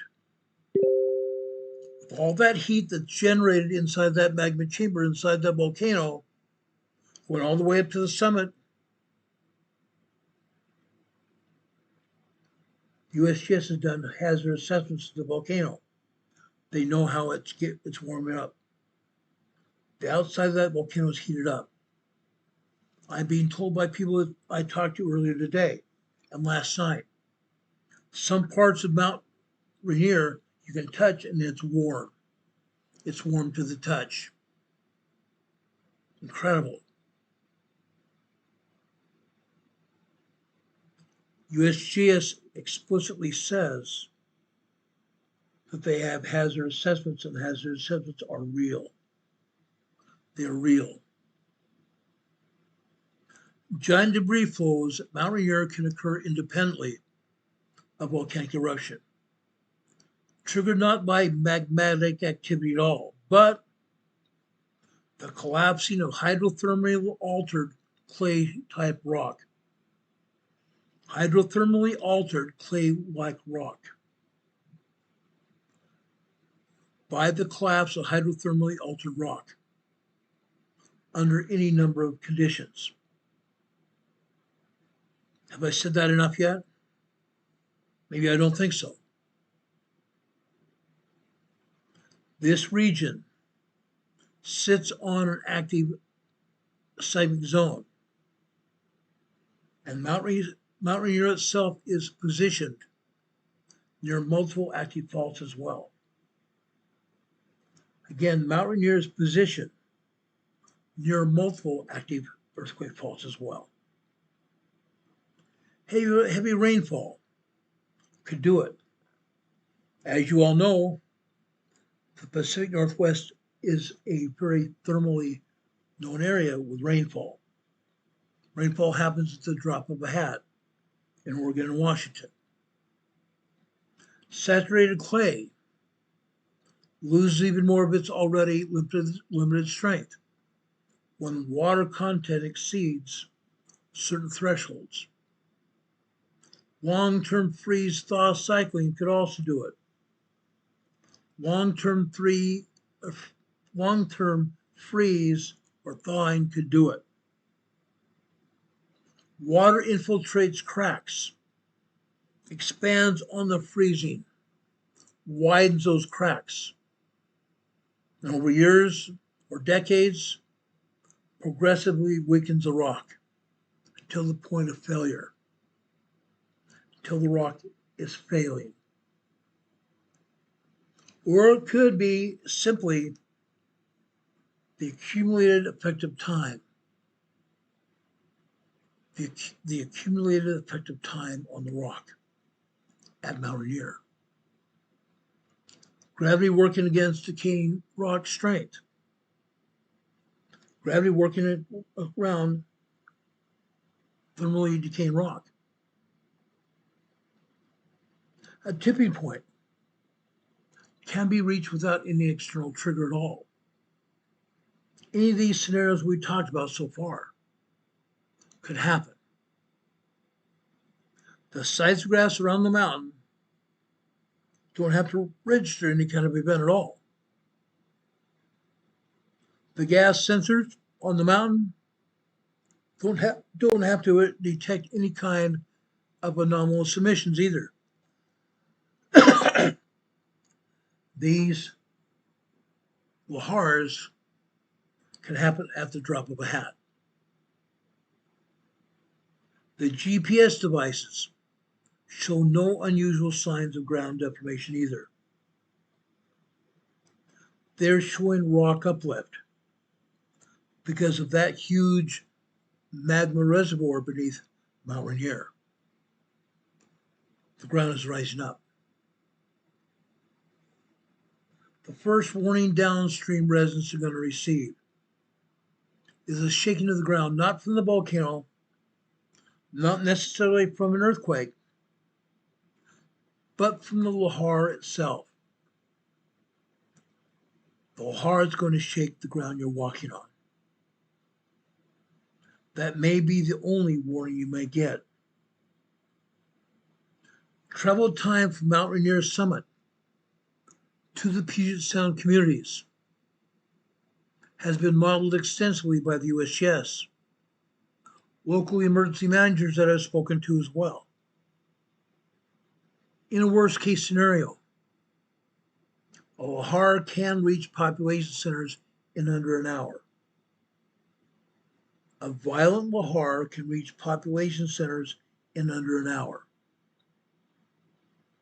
In the valleys closer to the mountain, O-ring, Puyallup, and the surrounding communities,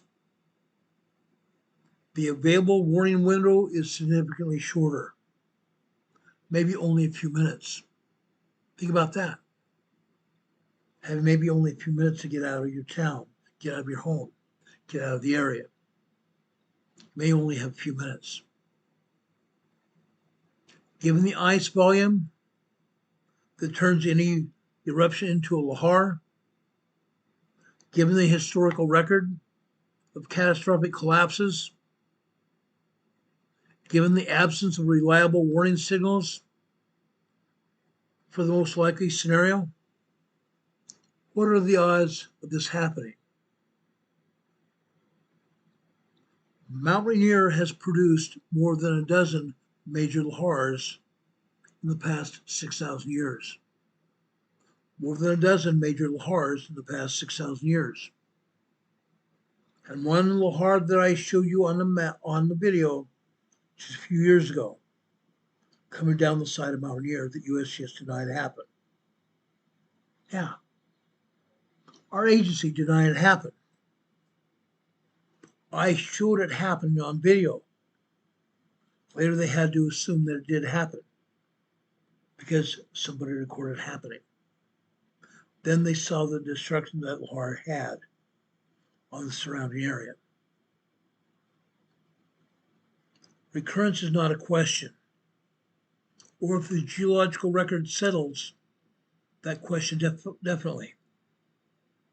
The question is when and what magnitude it's going to be. When and what magnitude it's going to be. an oleola scale event, the kind that removed the top of 600 feet of Mount Rainier, has a recurrence interval measured in thousands of years. Not imminent, but not impossible either. The geological conditions that produce it have not gone away. An electron scale event, one that buried the town of O-Ring, now sits on and occurs every roughly 500 years. The last one was 500 years ago.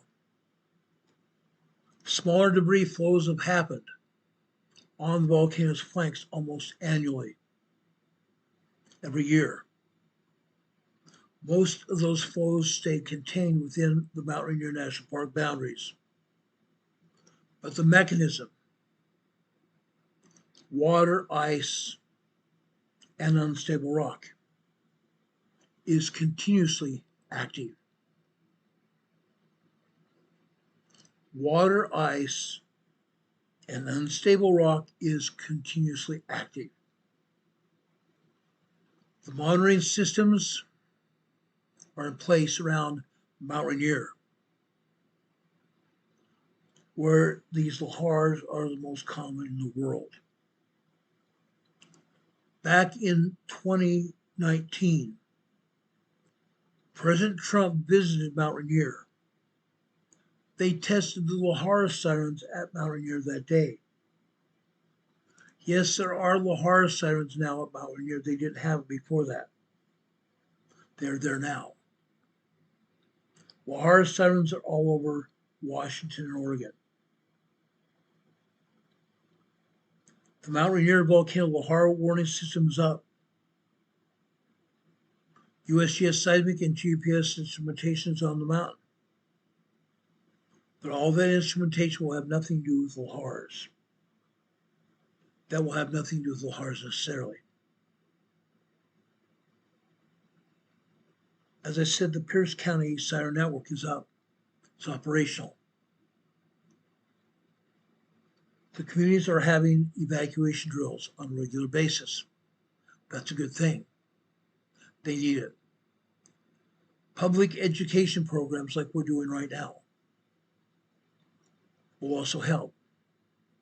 That's why I asked you guys a little while ago, share this program with everybody you know about, all your friends, all your neighbors, your family, your extended family, your friends, your neighbors, the people you work with, and also the people you associate with on social media.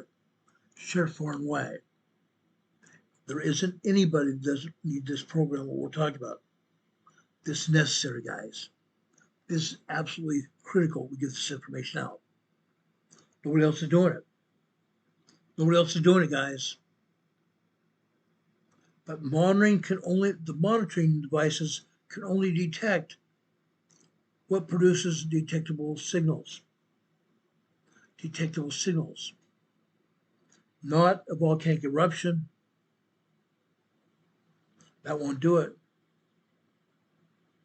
Lahar coming down the mountain is going to register seismic signals that might give you a heads up that something's coming,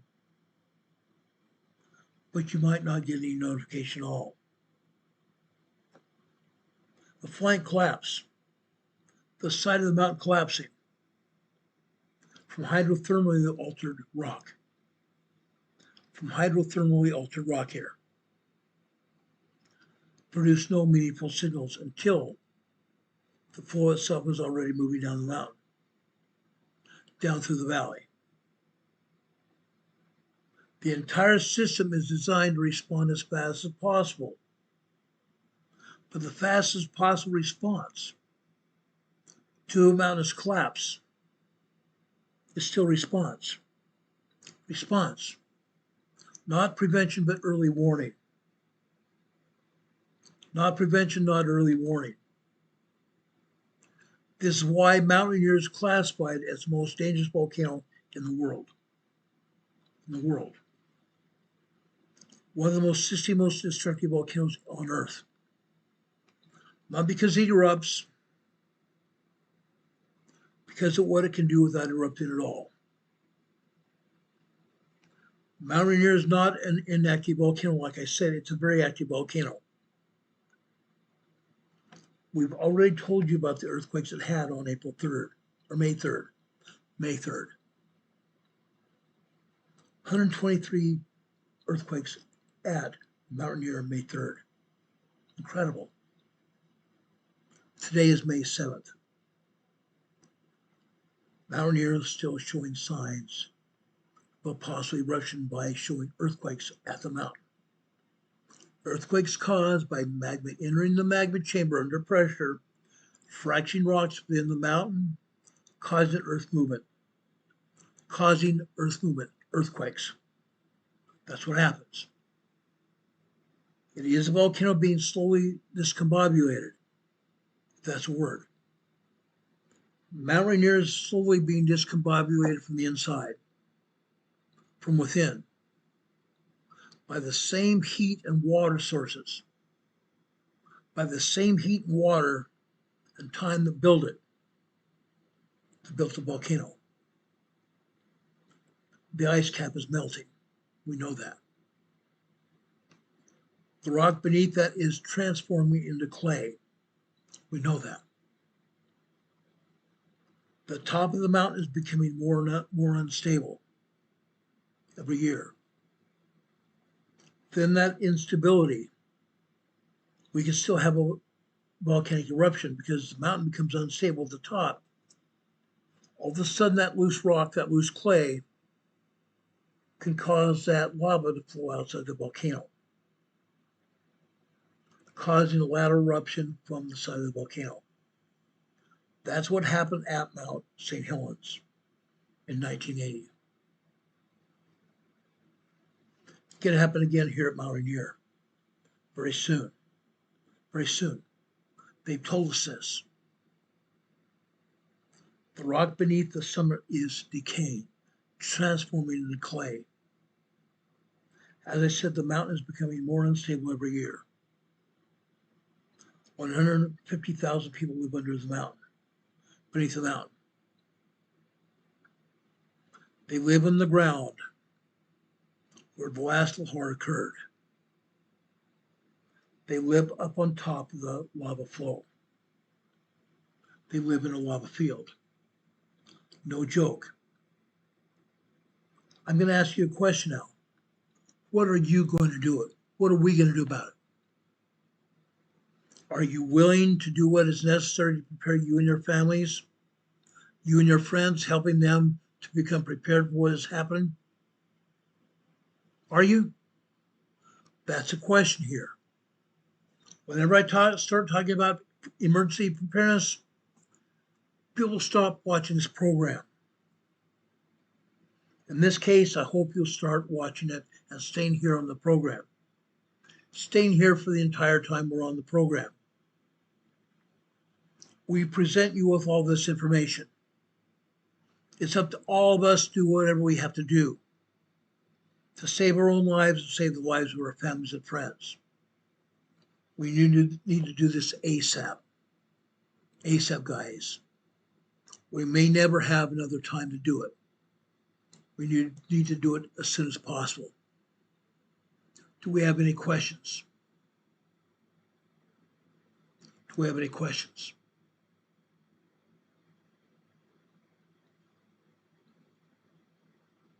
Sure, Rich says she's got to go. Don't be too fearful. Enjoy your life. I'm not doing this to instill fear in people. I did this to give you information. I did this to give you information about what's going on, so all of you can get in touch with your family and friends that live here and advise them that this mountain is unstable. This mountain's getting ready to collapse on itself and everybody else around it. It's going to happen. It's a matter of time. Literally a matter of time. We don't know when it's going to happen. It could happen tonight, tomorrow, the next day, next year. It could happen. It's going to happen. It's going to happen. In the past, I've shown you all kinds of earthquakes here at Mount Rainier. Every week we did that. Every week. Now I'm talking specifics. The specifics of the danger of Mount Rainier. The danger that's inherent in Mount Rainier. This is absolutely necessary to know about. Any questions? I want to thank our mods for putting up information about earthquakes here. Earthquakes that continue to happen around the world. We talked about that when we first came on the air tonight. Renee Steffi and also Hurricane Heather has been putting up weather information as well. I want to thank all of our mods for being here, helping us be here, helping us keep this program on the air. We appreciate it. Guys, all of you can also help us here. Down at the bottom of our screen here, you see our PayPal information going across the bottom of your screen. If you'd like to help us keep this program on the air, please send us a donation to our PayPal account. I've not seen one single super chat here coming across this chat here. You can give us support by super chatting this channel as well. Go to our PayPal locations and give us donations to keep this program there. We greatly appreciate it. Also, you see our email address here, rltnspd@ema.gmail.com. Send us comments and questions. Send us ideas what you want in this program or anything else you want to tell us. We'd love to have that. You see our postal address here, 504 Bethel Road, Box 401, Morganton, Morganton, North Carolina. The zip code here is 28655. You see it here. We have had people that sent cards and letters here to us with checks and cash in them, donating to our program. We'd appreciate that as well. I want to thank anybody that's even thinking about it and they're going to do it as well. We appreciate that very much. Also, one other way you can help support this channel is to watch this channel on a regular basis. 2, watch it all the way through from the time we start, as long as you possibly can. 3, the likes. Likes are a very good thing to have. The YouTube people look at the number of people watching our program, the length of time you watch our program, the number of people that are in chats, the number of likes or thumbs up that we get, and the number of comments we have after this program is over. YouTube puts up a comment section after this program is done, where you can leave positive comments for us. We'd like to see that. Leave us positive comments as well. We'd like to see that. YouTube also wants to see it as well. To keep this program there, we'd appreciate that very much so. Now, guys, I've told you this before. I'm going to say it again.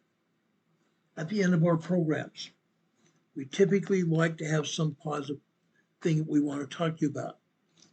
We talk about a lot of negative things on the program. Politics in a world.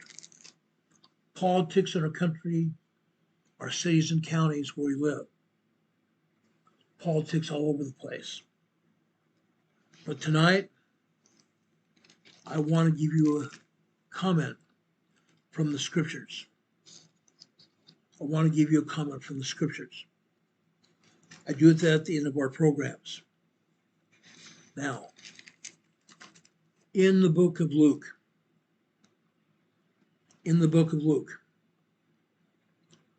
we're in Luke chapter 6,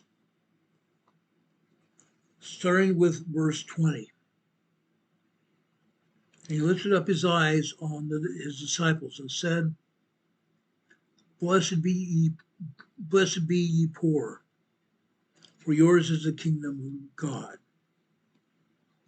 Blessed are ye that hunger now, for ye shall be filled. Blessed are ye that weep now, when men shall hate you.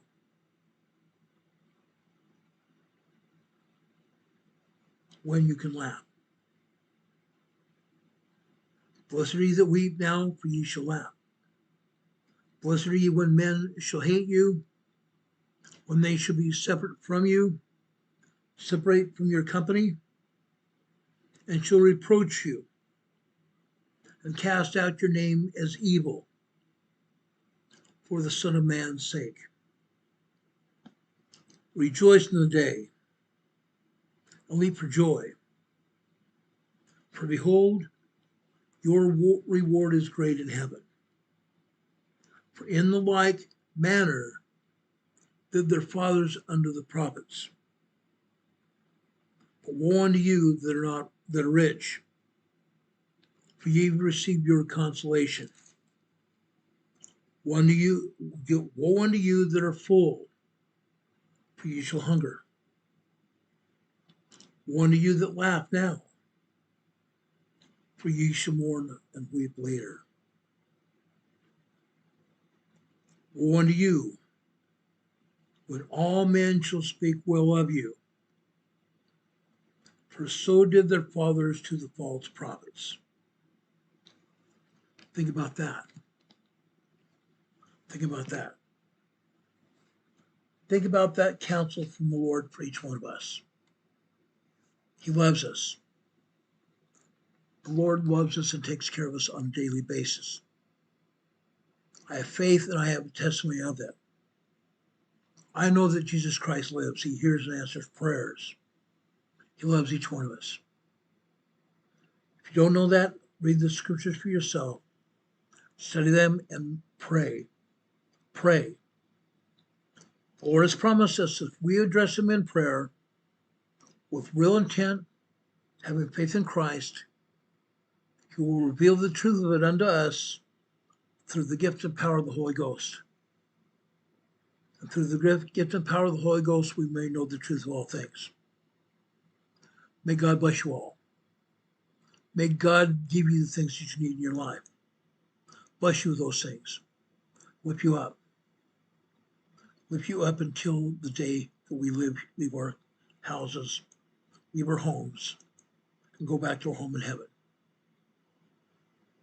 I want to thank my dear friend Rob 52 for also being here. God bless you, Rob. God bless all of you for being here. I hope you got something from this program. We do this program for all of you, because we love and respect you. We love and respect you. Guys, have the Spirit of the Lord be with you this day and always. God be with you until we meet again. We'll see you on the other side. See you tomorrow night sometime after 4 p.m. Eastern Time. Take care, everybody.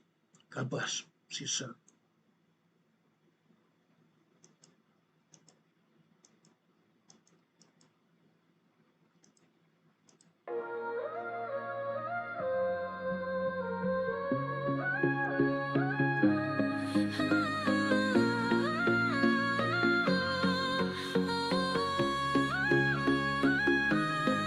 Here at Emergency Management Associates, we're dedicated and true,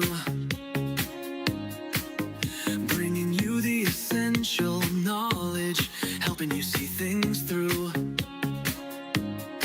From disaster preparedness to navigating recovery's embrace,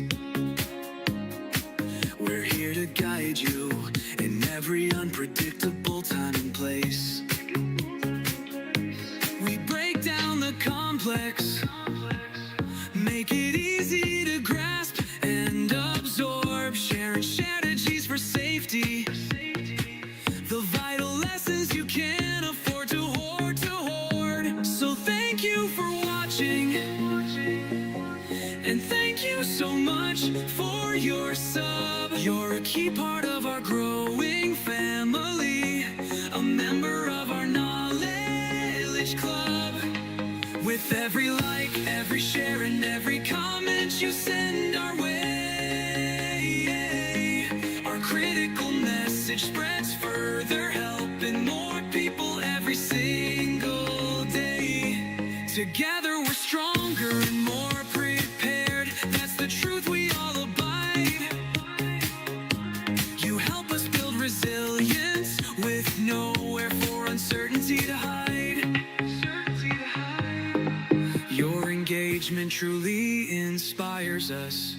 Your feedback acts as a guiding light, helping us continually grow and making our channel's future bright. We're always learning,